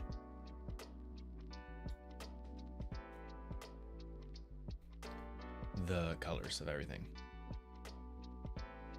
Because I don't like the orange and stuff. We need to make it blue for sure. So to do this properly, let's do this. Okay.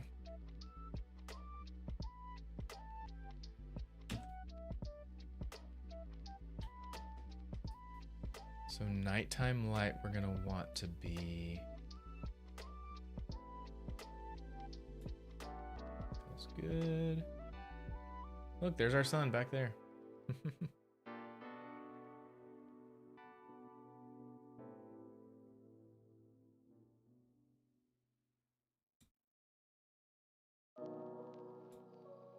Dude, that looks cool. That lighting for nighttime. Oh my gosh, that's awesome.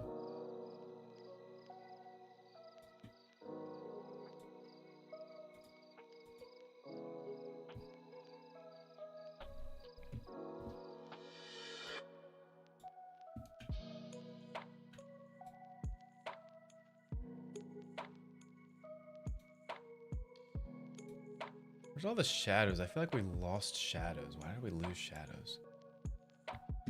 Nighttime light.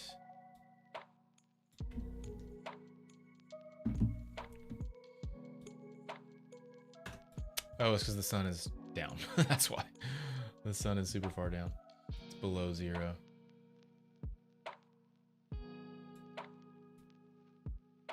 Nice. So then eventually we get to here.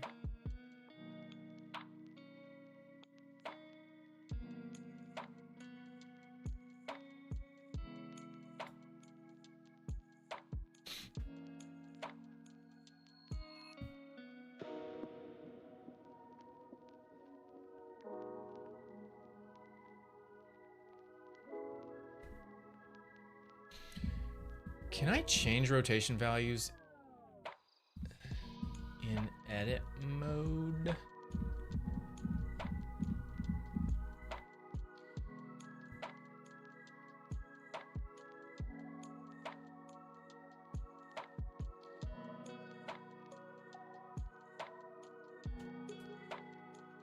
I'm gonna undo all this stuff, okay? I'm gonna undo everything we just did. Okay, and then I'm just gonna have the one sun. Okay, we're gonna call this sun. And I'm going to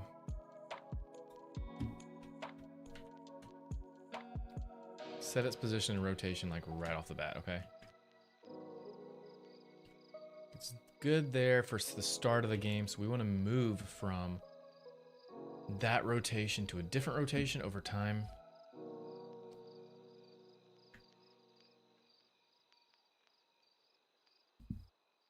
How can we do this? If I do it in code by just changing the transform. I don't think it'll work in edit mode.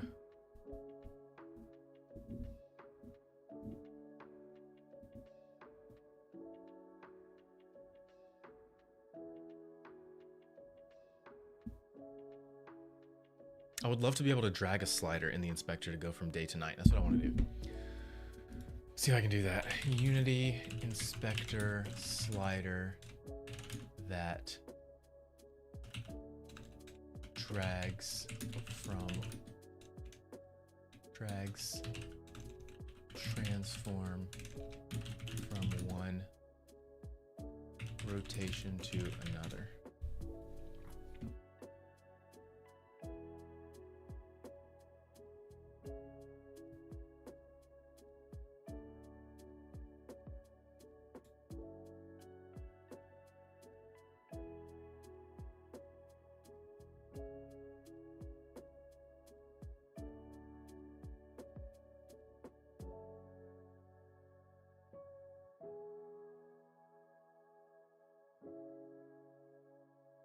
Let's see if this works. I probably shouldn't do it in sun. Maybe we'll do it in settings. I'm not sure. Platinum, what's up? How's it going? Thanks for joining the stream. Kosas, sorry. How's it going?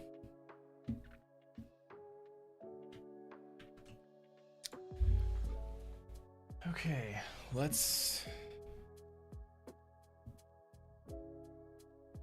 I'll just do the script here for now.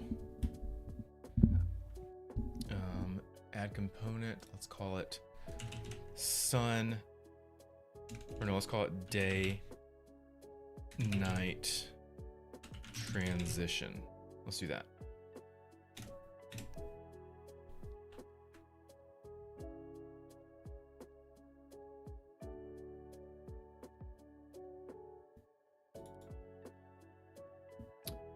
And then we're going to make a header, rotation settings. I could just copy and paste from above, but I'm gonna type it out. And then add a range for this, 0 to 1. Whoop. Public float, rotation progress. 0 F, 0 is day, 1 is night. Yep, that works for me. And then public vector 3 day rotation Euler, night rotation Euler, private quaternion day rotation, night rotation, start, convert them, start day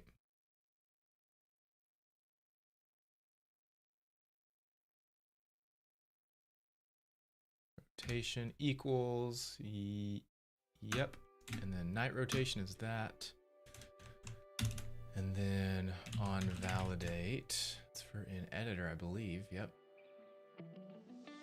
update rotation. And then we make a method for update rotation. And that is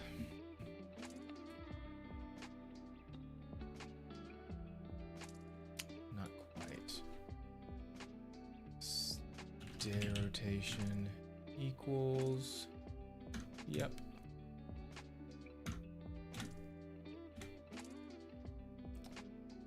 Yep.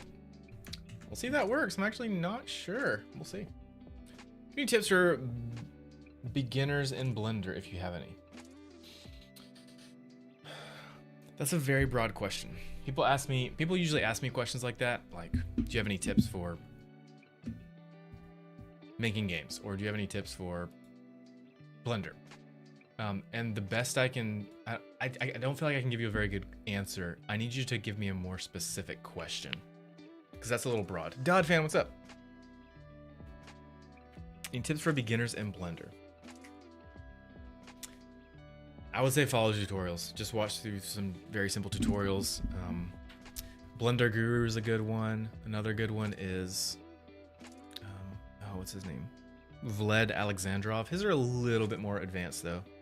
So I would do Blender Guru. His are a lot more beginner friendly. Just follow some beginner Blender tutorials. You could do the infamous donut tutorial. I've never done that one because that was after my time, believe it or not. But yeah, follow tutorials. That's how you get started. That's how I recommend getting started.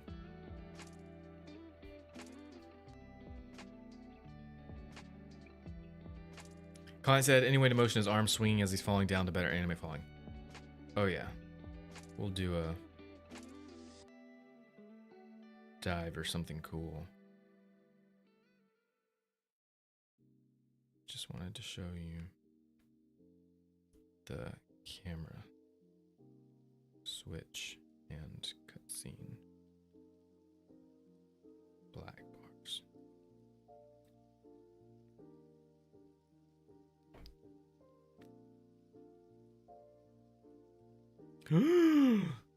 My family's out and they're stopping at Chick-fil-A. Do you want anything? Yes. Here's my Chick-fil-A order, guys. You ready for this? You want to know my Chick-fil-A order? Number 1, with extra pickles. Large fry.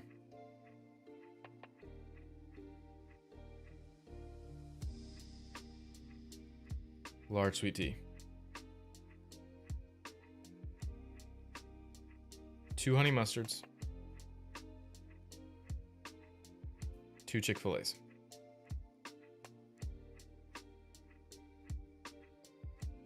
I usually get away with just using 1 honey mustard and 1 Chick-fil-A sauce, but I get to because sometimes, occasionally, very rarely, but sometimes Chick-fil-A will mess up the sauce order, so I just order extra just in case. Because it's free, right? It doesn't cost anything extra. 2 honey mustard, 2 Chick-fil-A.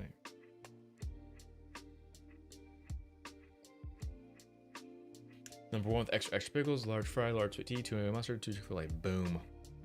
Yeah. But yeah, I definitely don't recommend just, well, I mean, okay. If it's your very first time using Blender, just open the software, move around a little bit. That's what I did when I first opened Blender for the first time and I figured out how to push the middle mouse button to move around in 3D space. I was like, oh my gosh, this is amazing. Because I was enamored by behind the scenes in, I need to close that. It's really loud. Hold on. Hold that thought. I'm here. I'm just turning this camera off so I can adjust my window.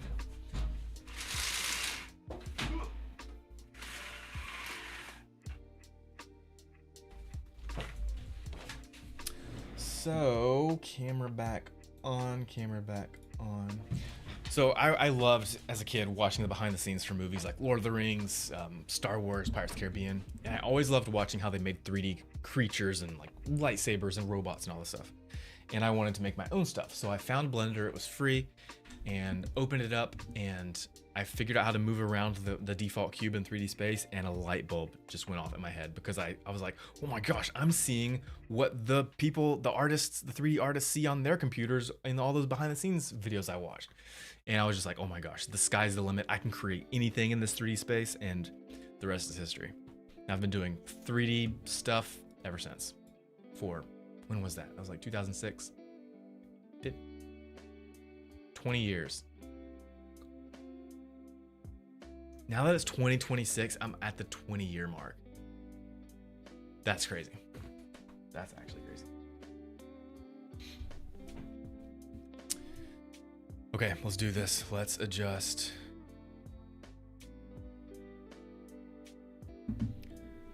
Let's see if this rotation progress works. Here we go. What is our...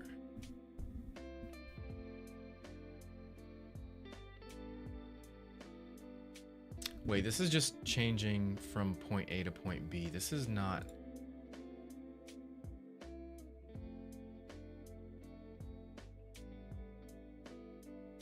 Oh, it is. It is changing the transform rotation of the object that it's attached to. Okay, so that should work actually.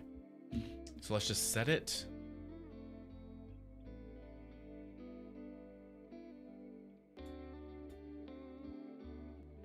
Wait, what was our original sun rotation? Did I lose it? Oh no, I lost it. I just gotta undo. There we go.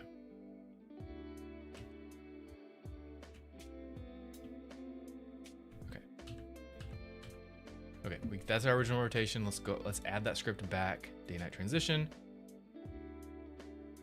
Oh, because it's actually working in the editor. Okay, cool. I just need to set these values. So undo, that's that. So it's 63.5 and 21.08. So let me actually just copy that. Copy, nope, copy rotation. And then add that. And then day rotation is paste. 63.5 and 21.03 and 0. Cool. And then if I drag this, yes, freaking awesome. I can drag it and change the day night in the editor. That's freaking sick. Okay, so now let's go to the very end. Where do we want the moon to be, or the sun to be at the very end? Let's just change this value. We want it to be there, and then move it over Y to like, I want to say like right there, maybe like right there. We'll do there. And then go down just below right there. Yeah, we'll do 195 and then -21. That works. Okay, so now I can just drag this slider and we go from our day to our night. Yeah, let's freaking go, dude. So now if I really wanted to implement the day-night cycle where it starts day at the beginning of the level and then night towards the end, all I have to do is just drive this slider in code. I feel like it's the position is not right of the sun. If we're going to there, wait, hold on. Where is the sun? I feel like the start sun position needs to be like, I don't want to mess up our lighting of the level because I really like the lighting of the level. But it needs to be like, oh, down there? Did that mess up our lighting too much? This was 0. Actually, I like it better. No, I don't. That's too much shadow. Maybe? Maybe not?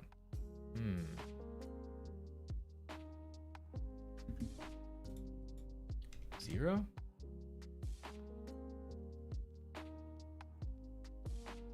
Oh, wait. So it's 0 here, but we want to change that. Oh, Z's not doing anything.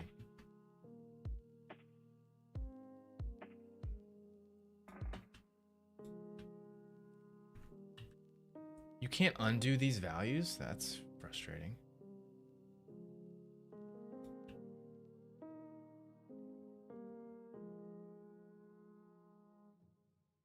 I could also make it so you get to the end of the level. Maybe we don't actually see the sun drop.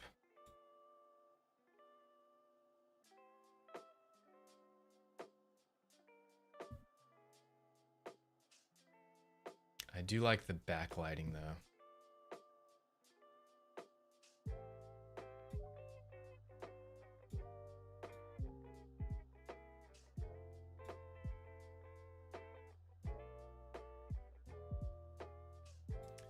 I kind of want to watch this day-night progression happen as we run from beginning to end of level. I know that's not going to work for the final game, but I kind of want to see what it looks like.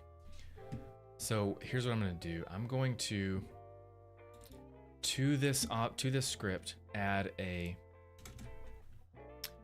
public game object start of level, and then public game object end of level, and then public game object player. And then over time, we update the rotation. So that's going to be private void update. Change Yeah, change rotation. No. Change. Yeah, change rotation based on player position between start and end of level. Boom. Let's see what it gives me for autocomplete.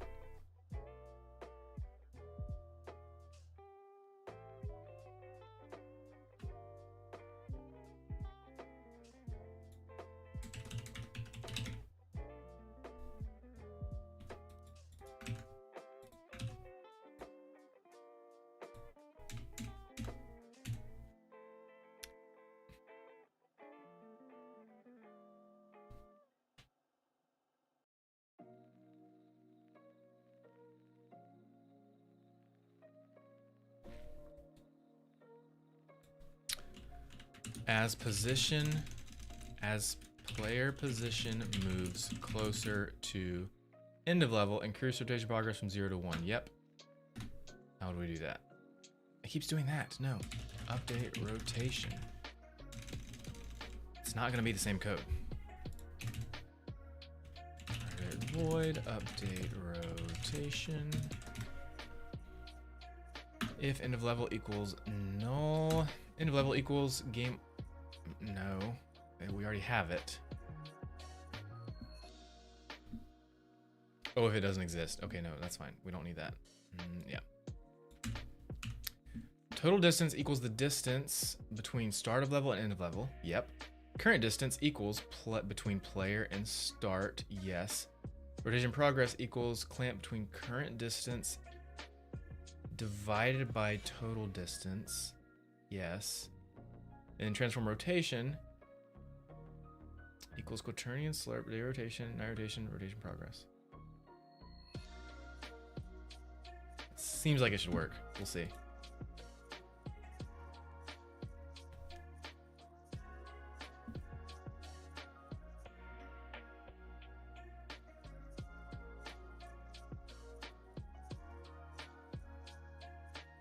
Let's try this out.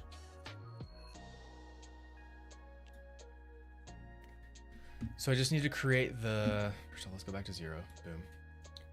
I need to create the two game objects. One marks the beginning and one marks the end, okay? So we're going to create an empty. I'm gonna drag this to the very top. I need to reorganize some of these assets too. Coding looks hard. It depends on what you're doing. Coding's definitely hard and it's going to be a little overwhelming at first, but and it was for me too, but just the more you do it, the more natural it becomes. And also with all the help that you can get from AI like ChatGPT or Claude, it makes it a lot more. We'll see, I don't know. It's tough because it's not enough. Like if you don't know anything about code or what you want to do, using AI to help you code is not going to help. The thing is that like I have enough experience with doing stuff like this that I know what I need to happen. Like I know how to talk to the LLM. I know how to talk to the AI, to ChatGPT or Claude, to explain to it what I want to happen.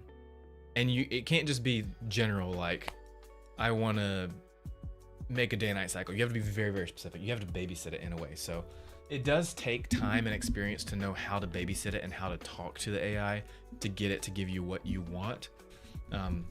But yeah. Get a bunch of custom weapons from maps, but in UEFN itself. Oh, okay. I want to see them, dude. You guys talk about the stuff that you're making. You need to post it in the Discord so I can see it. I want to see it. Okay, so let's move this to the very beginning of the level. Right here. 0, 0. Whoops, not that. Y0.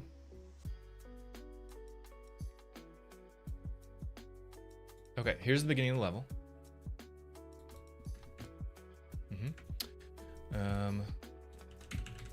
Beginning of level. And now I need to duplicate that. That's gonna be end of level. It's gonna be moved all the way over to here.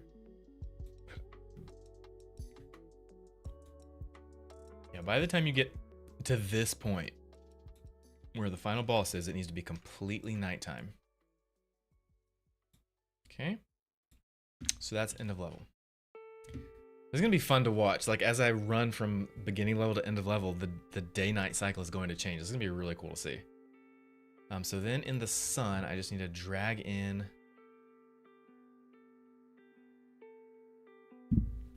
Why isn't end of level showing up in this code?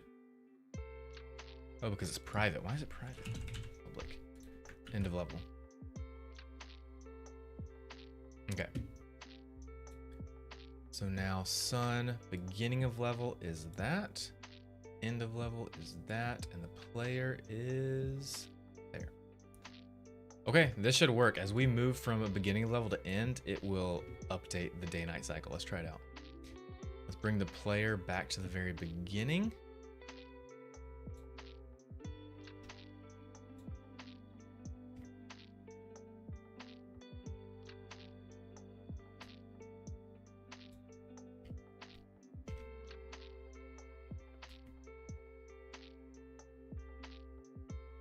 Okay, here we go.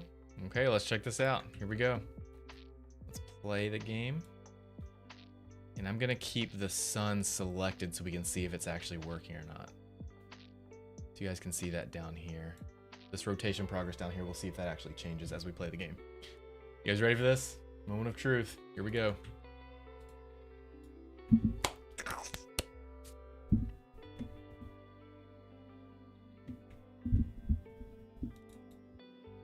Oh, it's already started working. You see it's 0.0022. Yep, it's changing. If I go backwards, yep. If I go backwards, it goes back, which we don't, obviously we don't want, but it's doing what we told it to do for the test.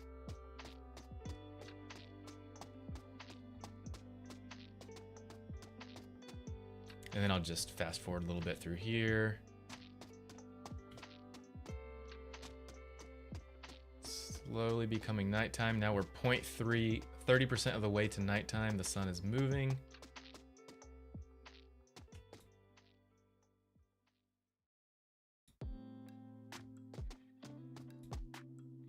Slowly becoming, the sun is changing position. Yeah, I don't like how this feels. I don't like the lighting up here yet.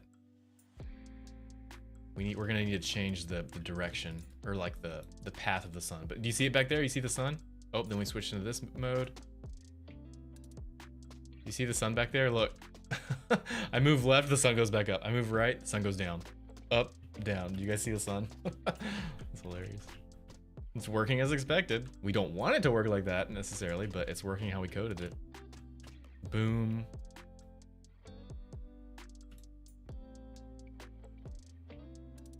And by the time we get down here, the sun's going down, going down, going down. Get to the end, and it's fully nighttime right here. Sick. Still need to work out all this stuff in here, even with it being nighttime, or if the sun is completely off. Yeah, that doesn't work. We're gonna need to adjust all the background stuff. Oh, and we didn't do the temperature. We need to adjust the temperature to blue. And then also,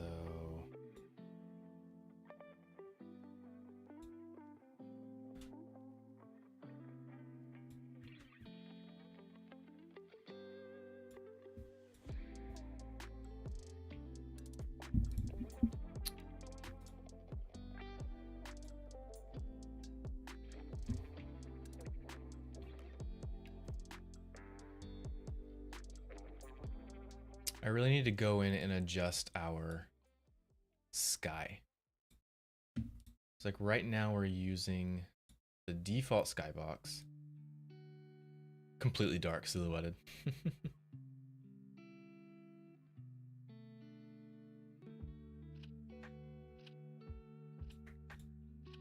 0.7.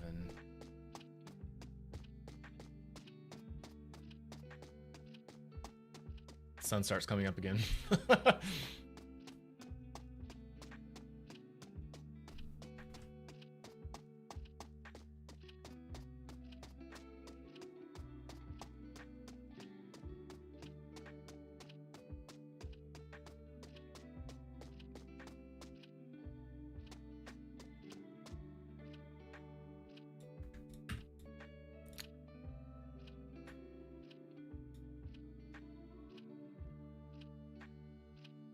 kind of want to just set an ambient color to blue, maybe. Density. No, not quite that much. Let's use a skybox. We need to make our own. We don't just want to use the default one because we want to be able to edit it. So let's add to our, where should we add this? In materials, I want to say. Yep. Create material, skybox. Skybox needs to be, was it procedural? I think it's procedural. The shader, what was the shader? The default skybox. Skybox procedural, yep. So this guy needs to be skybox procedural, boom. Now let's replace our environment in the game. Actually, first let me check. Okay, that's fine. Let's drag skybox in. Okay, now we're using our skybox. Can we adjust it? Yep, we can.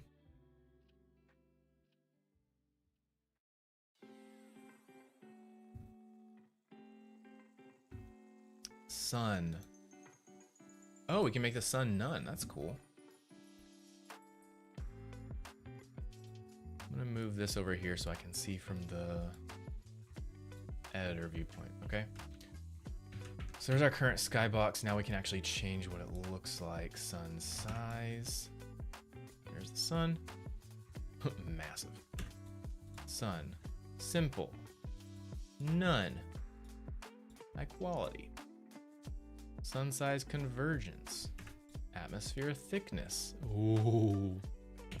Oh yeah, so like when we get to the end, atmosphere thickness should be 0. Or maybe there. Sky tint, ground, exposure. Cool, cool, cool. Let's get to the very end.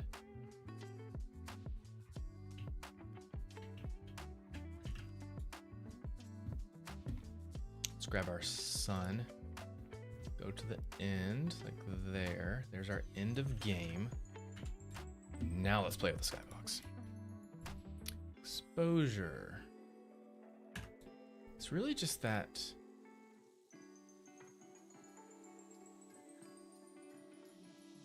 Yeah, I just don't like the atmosphere thickness or the tint back there. It's too realistic and hazy, and we don't want that. We want it to be more like comic book blue. You know what I mean?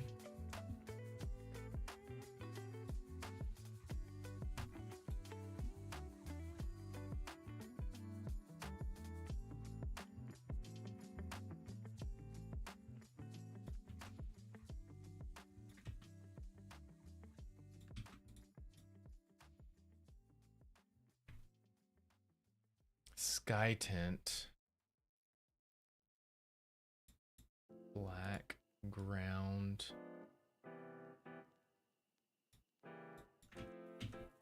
Let's do the ground to be blue, because it's going to be water anyway.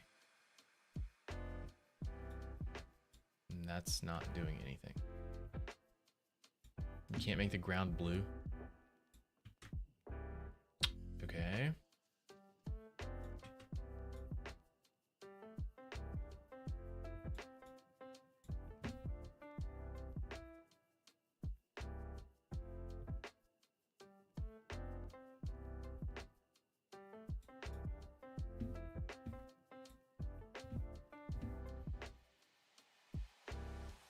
Oh, it just changes because, okay. Okay, I'm liking the colors a lot better now.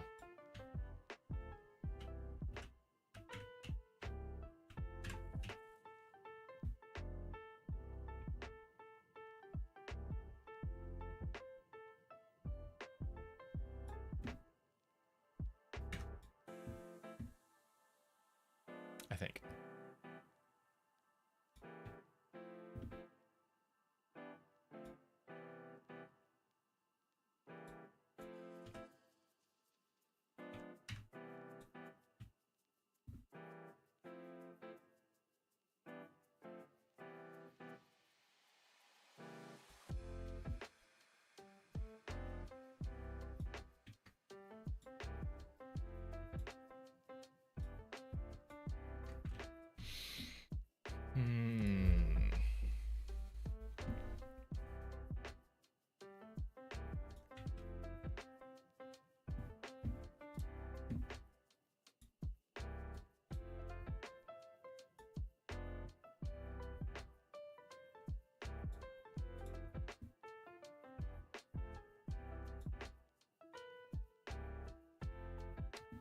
I'm gonna go back to our original day and see if my skybox has changed the daytime lighting at all. Now we're using skybox, but let's use skybox, default skybox.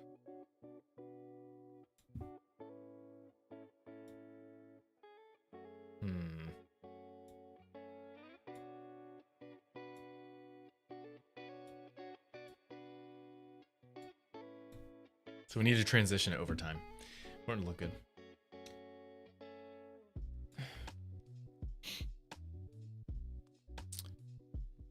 Code Aclysma. I think I saw you working on the main character model for this a while back. Keep up the good work. Thank you so much. It means a lot. Download it right out. Nice. Do it. Show me your creations in the Discord. I want to see it.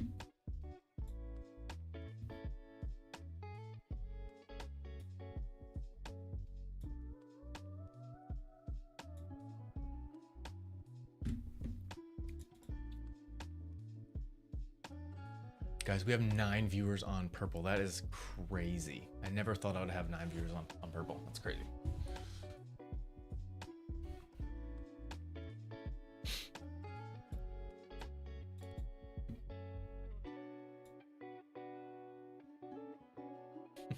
Let's go. I know, right? Okay. I want to see.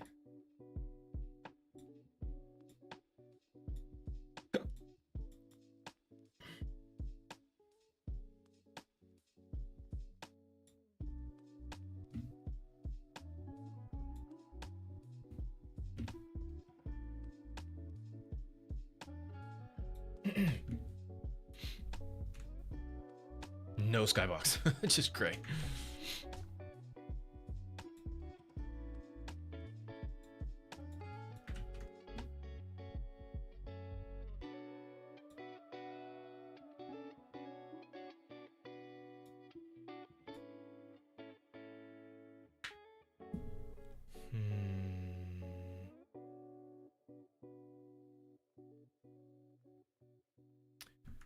We need to change the sky tint over time.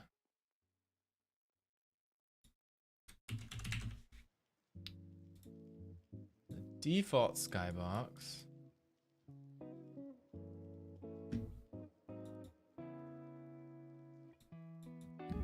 Can't see what that gray is.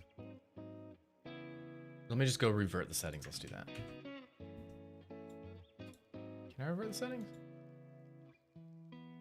Reset. No. What? There we go. Reset. Okay, that's what I want. So we definitely want to animate the sky tint. And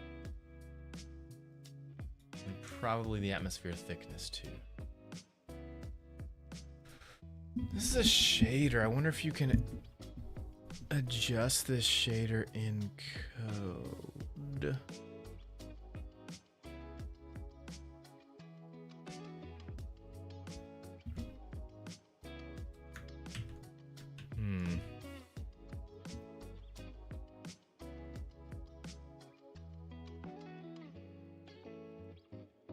Lego, what's up? How's it going?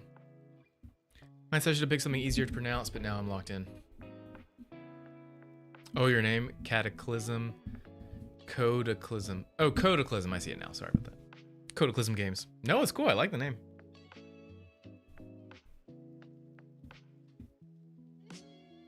Is that Codaclysm Games like gaming, like playing games, or Codaclysm Games like game dev, like Epic Games? Codaclysm Games. Okay, let me just look this up real quick. Unity URP change skybox material in code. Game dev, cool. Ooh, so your game devs, show me your stuff. Join the Discord and show me your stuff. Change the global skybox material. You need to access render settings skybox. Okay.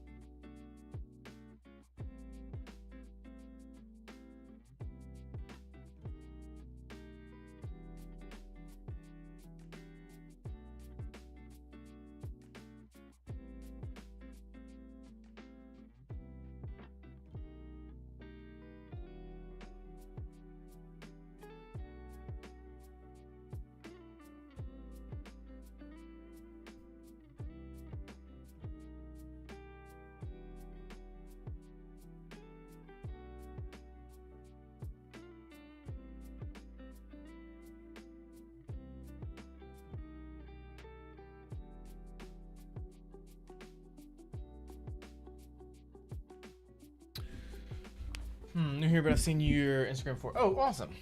Cool. Thanks for joining the stream, Mr. Lego Motion. I'm so low. Why am I so low? I need to stand up.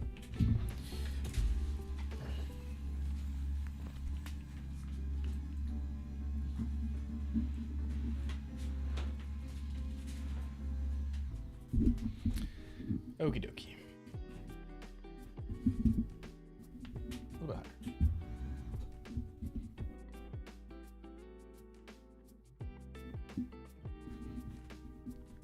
higher. Okie dokie.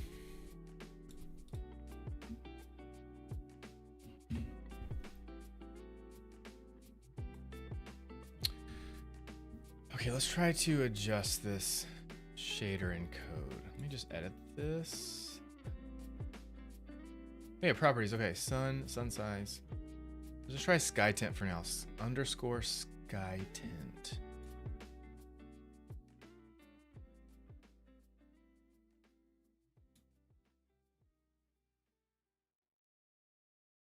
Might also be easier just to. Maybe I shouldn't use the skybox stuff, because I feel like it has more realism to it and I'm trying to make it less realistic. Maybe I should just use a solid color for this game.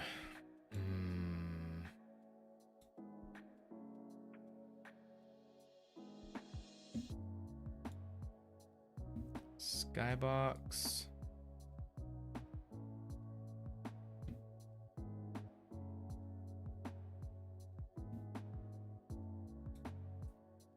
It's not in settings, it's over here in environment. Skybox source color.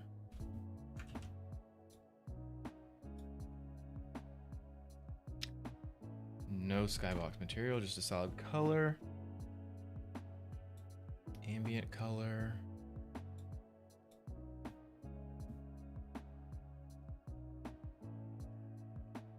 Or wait, hold on. It has to still be a skybox material, but we can change it to the skybox procedural. We could do skybox, or just a normal color, skybox.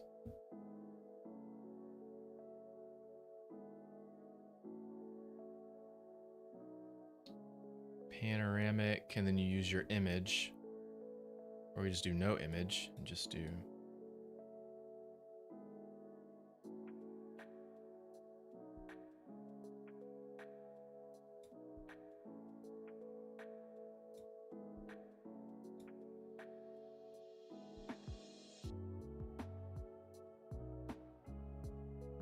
Like I definitely need a gradient. Like it can't be the same.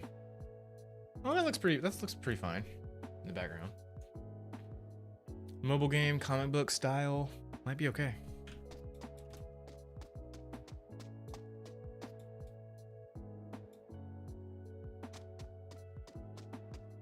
It's not bad.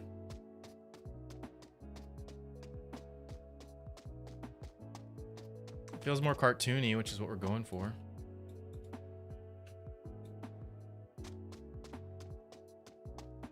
I still need more backdrop for the city to fill in the gaps. Oh, awesome. No huge projects here, but I do have one game released publicly on Steam. Oh, dude, nice. What is the game? Yeah, I definitely don't like this, where the sun is at this point in the level.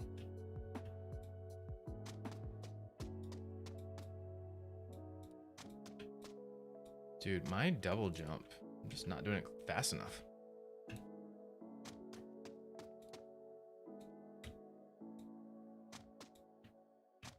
Yeah, we need to be like a lot brighter. Not like that.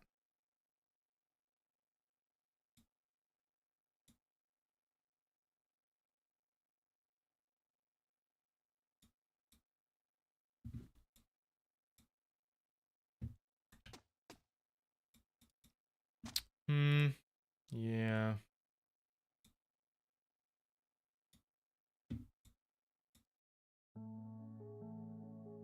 I definitely like the original procedural better.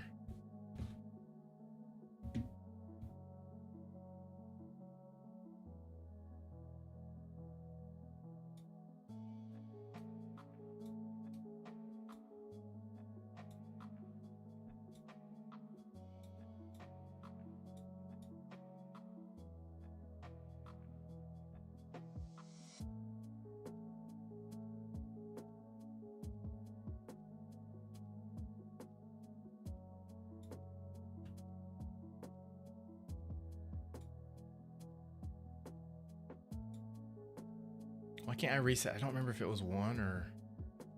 It was like 1.3. Yeah, it was 1.3.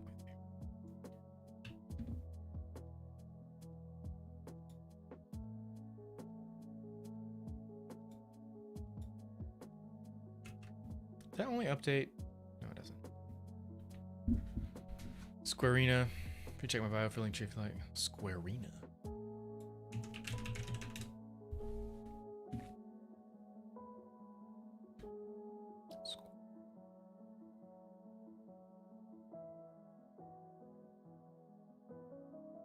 Blast, teleport, shrink, and is that it? Is this it?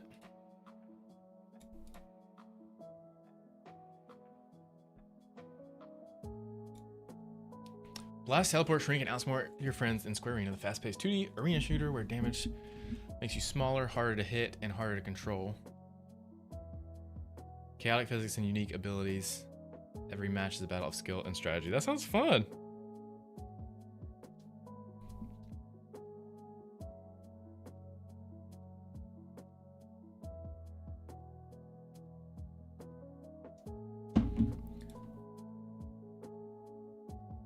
Is there a trailer, like a video I could watch?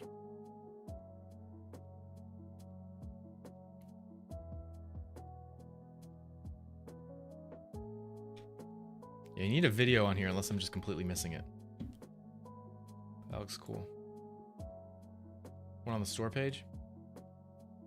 Oh, videos?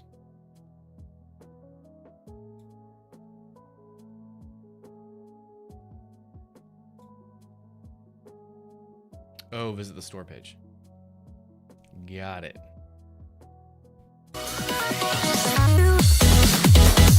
I'm gonna mute it because I don't know about copyright stuff.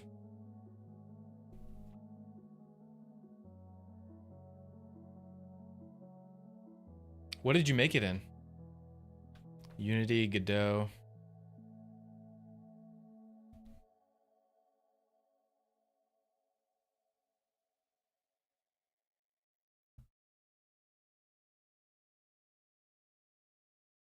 Game Maker. Okay, cool. That's awesome.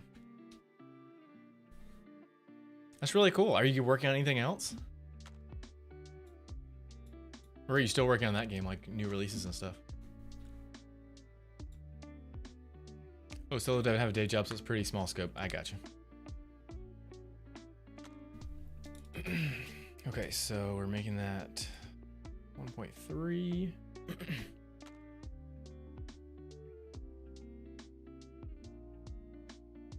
I really don't like the sky tint being... This is one thing I definitely want to change. Be brighter. And even bluer too, I think. So instead of... Or what if we just do...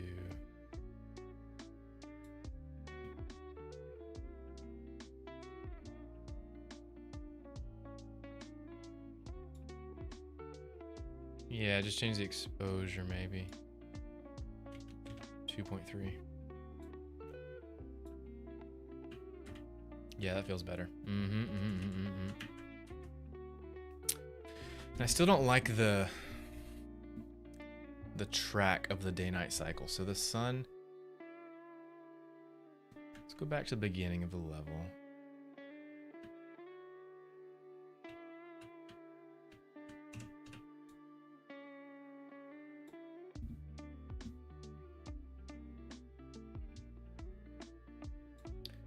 So day will do...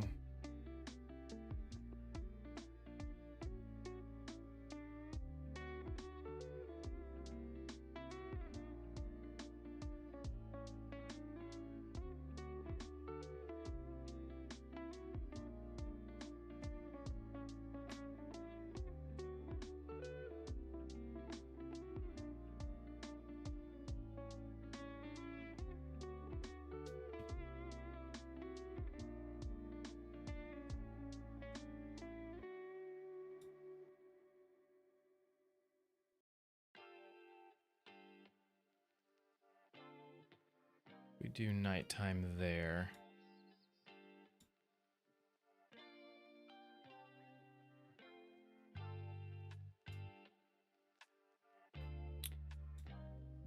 Still want nighttime, I think, to be way over there.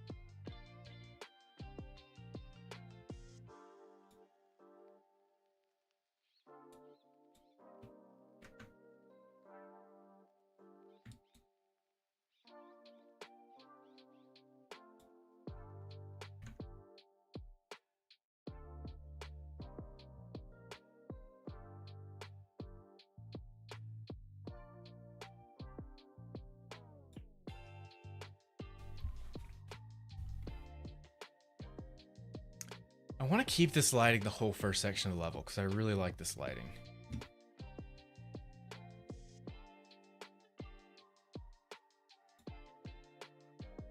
Don't mind that.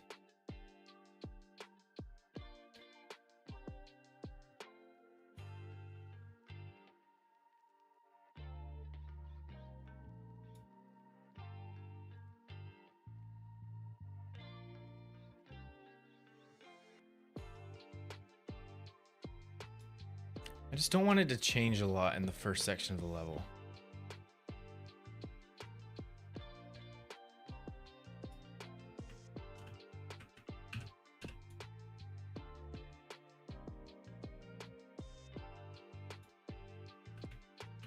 And even in the rooftop area, I feel like, I don't know.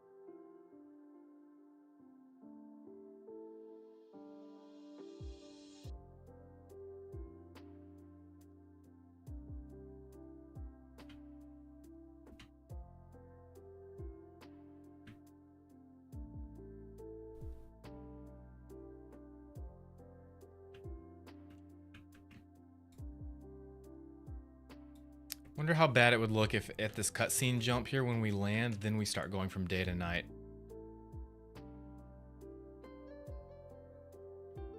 In this section.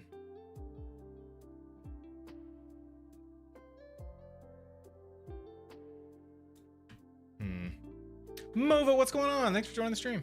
How are you doing today? Doing content since stream release 2022. I think it's a good place to move on. Okay. How many players do you have? This is just me. I did hire another artist to do some character work, but it's 95% me. And this is a game for a client. It's not my own game. Yeah, it's contracted. 10 viewers on Purple? Dude, that's crazy. My average viewership on Purple is slowly increasing. It was like at 3, like 2 weeks ago. Over the past 2 weeks, we've gone from like average 3 to average 10. That's amazing.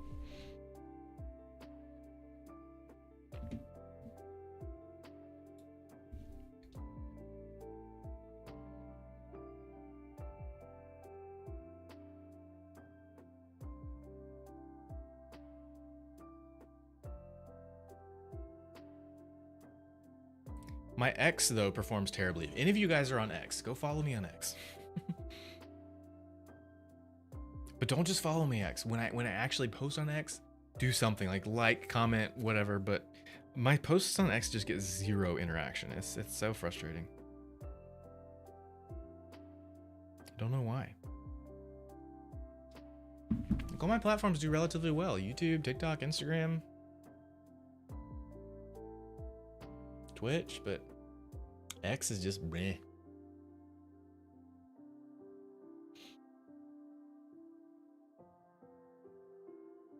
Started in Unity but tried Game Manager and got more traction. Oh, okay, got you. I've never tried Game Maker before. Did I see your Discord DMs, Pixfire? I'm sure I did. Yes. Mova. What were they about? Which ones? So many people send me DMs. Pull this over here.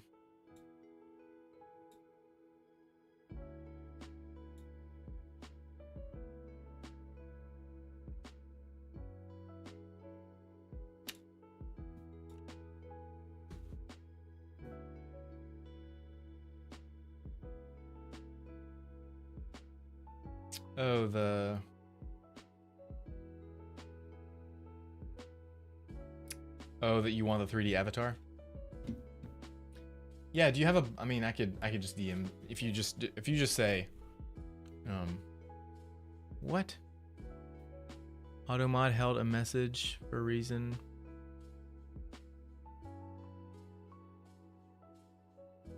Why did you type that in?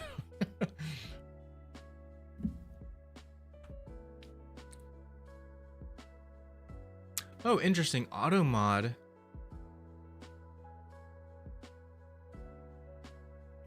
blocked your message on Twitch native and made it not show up in Stream Focus. And I thought every message would come through on Stream Focus, so that's good to know. So modded messages on Purple don't come through on Stream Focus. That's good to know. Yeah, Mova, do you want me to? Yeah, I'll try to respond to you later today.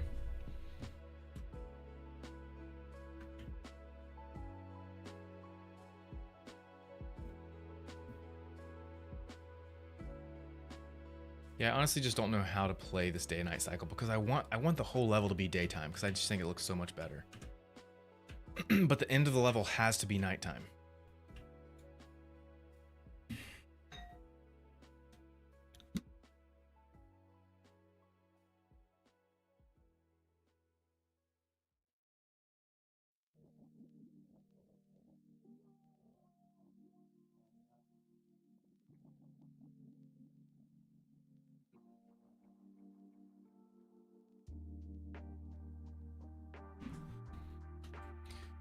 Did you have that bot to your channel? Oh, no. I don't. Were you asking about the 3D avatar stuff or the bot? No, I'm not gonna add the bot to my channel.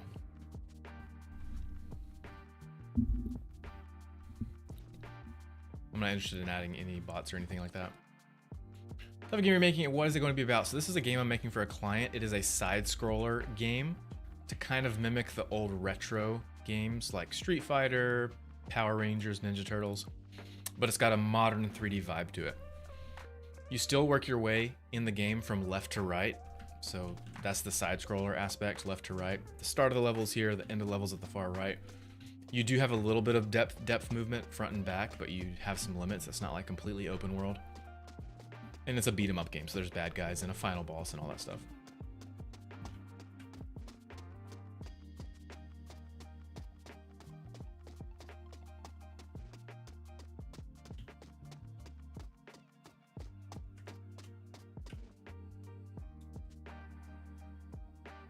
I think my mouse just died. My mouse stopped working. Switch to a different mouse. So you bought for spam block? Oh, okay, gotcha.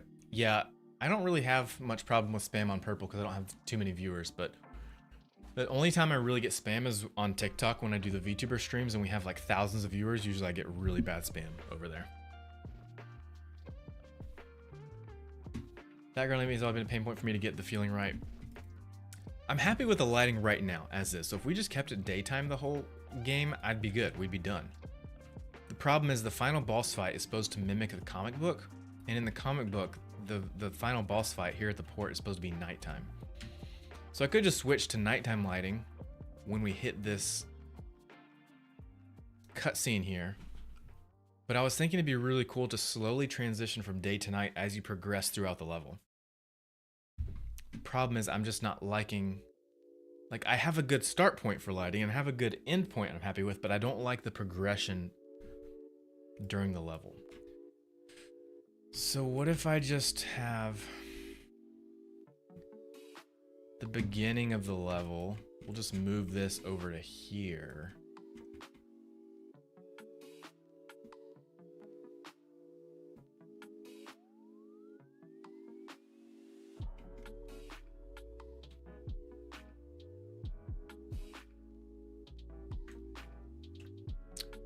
and then not change the lighting until we get to that point.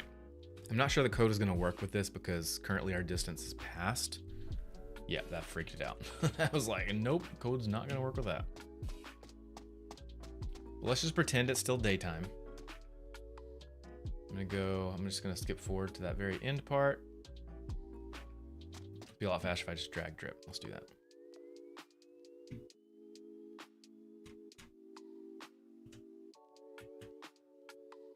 Oh, I can't oh, that's the camera. Oops. Drag the player up. He's falling. There we go. Perfect. Okay, so let's pretend it's still daytime here.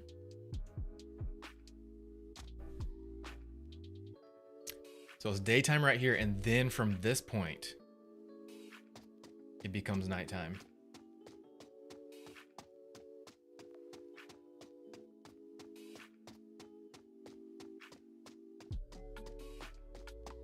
That shadow back there looks so bad. It does progress to nighttime very quickly.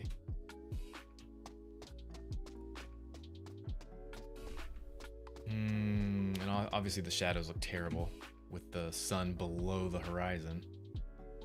So we just turn the strength of the shadows basically to 0. Change the intensity, the temperature to blue.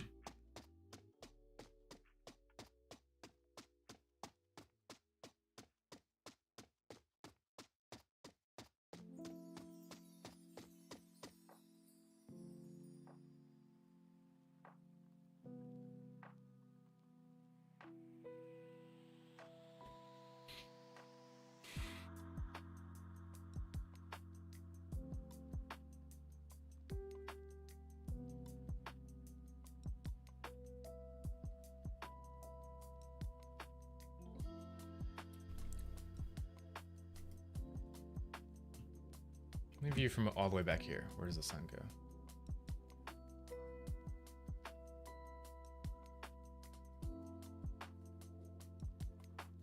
I need the rotation to also change the Kelvin temperature.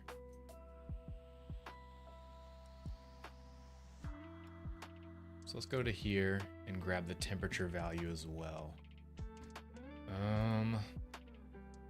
That's gonna be in the light. So let's grab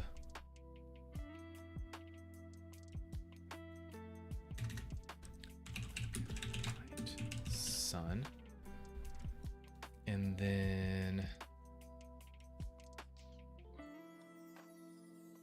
just changing the Kelvin.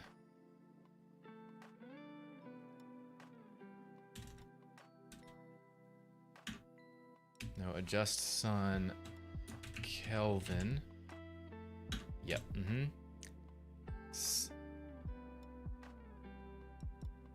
Look at that. Perfect. I'll just leave it inside there. 5500. Is that what we have it set to? Yep. Day. Kelvin night. What's our Kelvin night? We'll say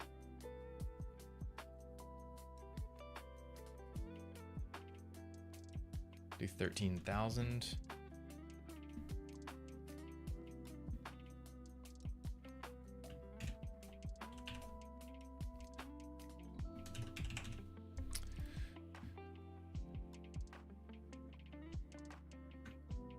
That should work.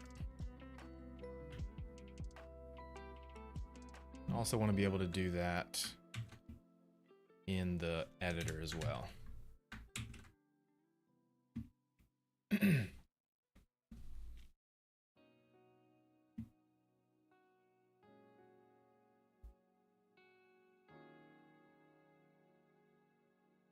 Gotta actually grab the sun. Oop. Nice. Freaking love it, dude.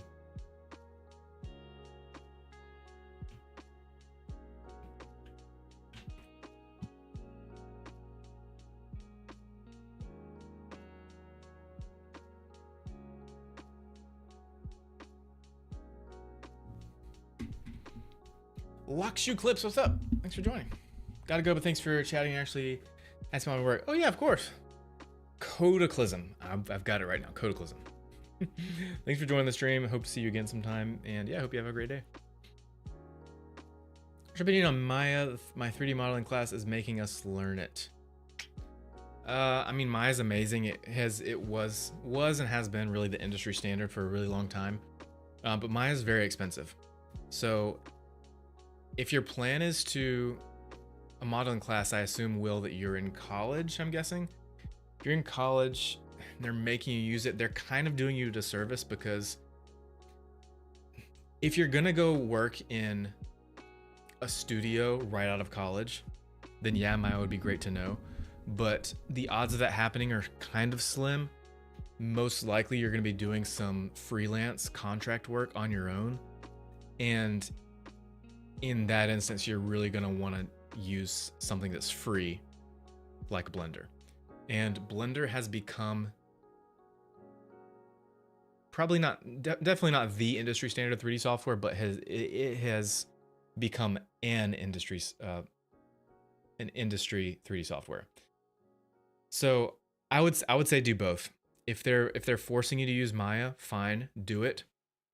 It'll help expand your view and your horizon and your experience with 3D software. But I think you should at the same time, on your own time, learn Blender. So, I mean, if they're really forcing you to learn Maya, then there's nothing you can do about it. So just keep learning Maya, but I highly recommend you learn Blender on your own at the same time. Because if you're out of college, if you're having to do freelance yourself, hey, thanks for the sub, Jamoki. If you're having to do freelance on your own, it's gonna really, really hurt you having to pay for really expensive 3D software.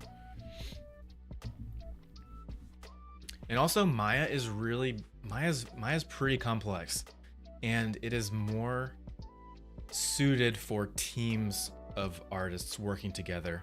But Blender is a lot more suited to one single artist doing everything, if that makes sense. Okay, guys, I'm gonna end the stream for today. Chick-fil-A has arrived. My family brought Chick-fil-A, so I'm gonna end the stream and go eat lunch.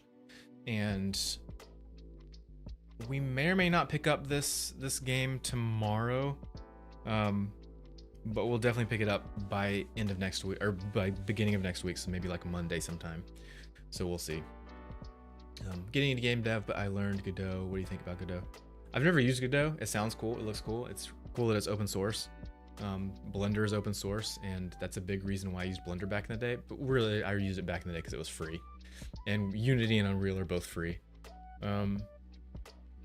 Godot's cool that it's up and coming, and it looks like it has a nice community, but you're not gonna beat the resources that Unreal and Unity have right now, because the communities are just so much larger there. They've been around for a lot longer, so it'll be easier to learn stuff if you go with Unity or Unreal. And they're just a lot more established. If you wanna like be a part of the early crowd with Godot, sure, go for it. I don't know that I would necessarily recommend it. I'm not saying don't use it. It might be perfectly fine, but you're gonna be able to do a lot more stuff with something like Unreal or Unity. But yeah, that's it for me, guys. I'm gonna end the stream here. Thanks for joining again, and I'll see you guys soon. Bye, guys. Oh, we are gonna do a raid real quick. Let's do a raid on Purple. So I'm gonna end the stream on TikTok and YouTube, and if you guys want to join the raid, then just hop over to Purple, okay? And Will, thank you for the Rosa. That means a lot. See you TikTok, and see you YouTube.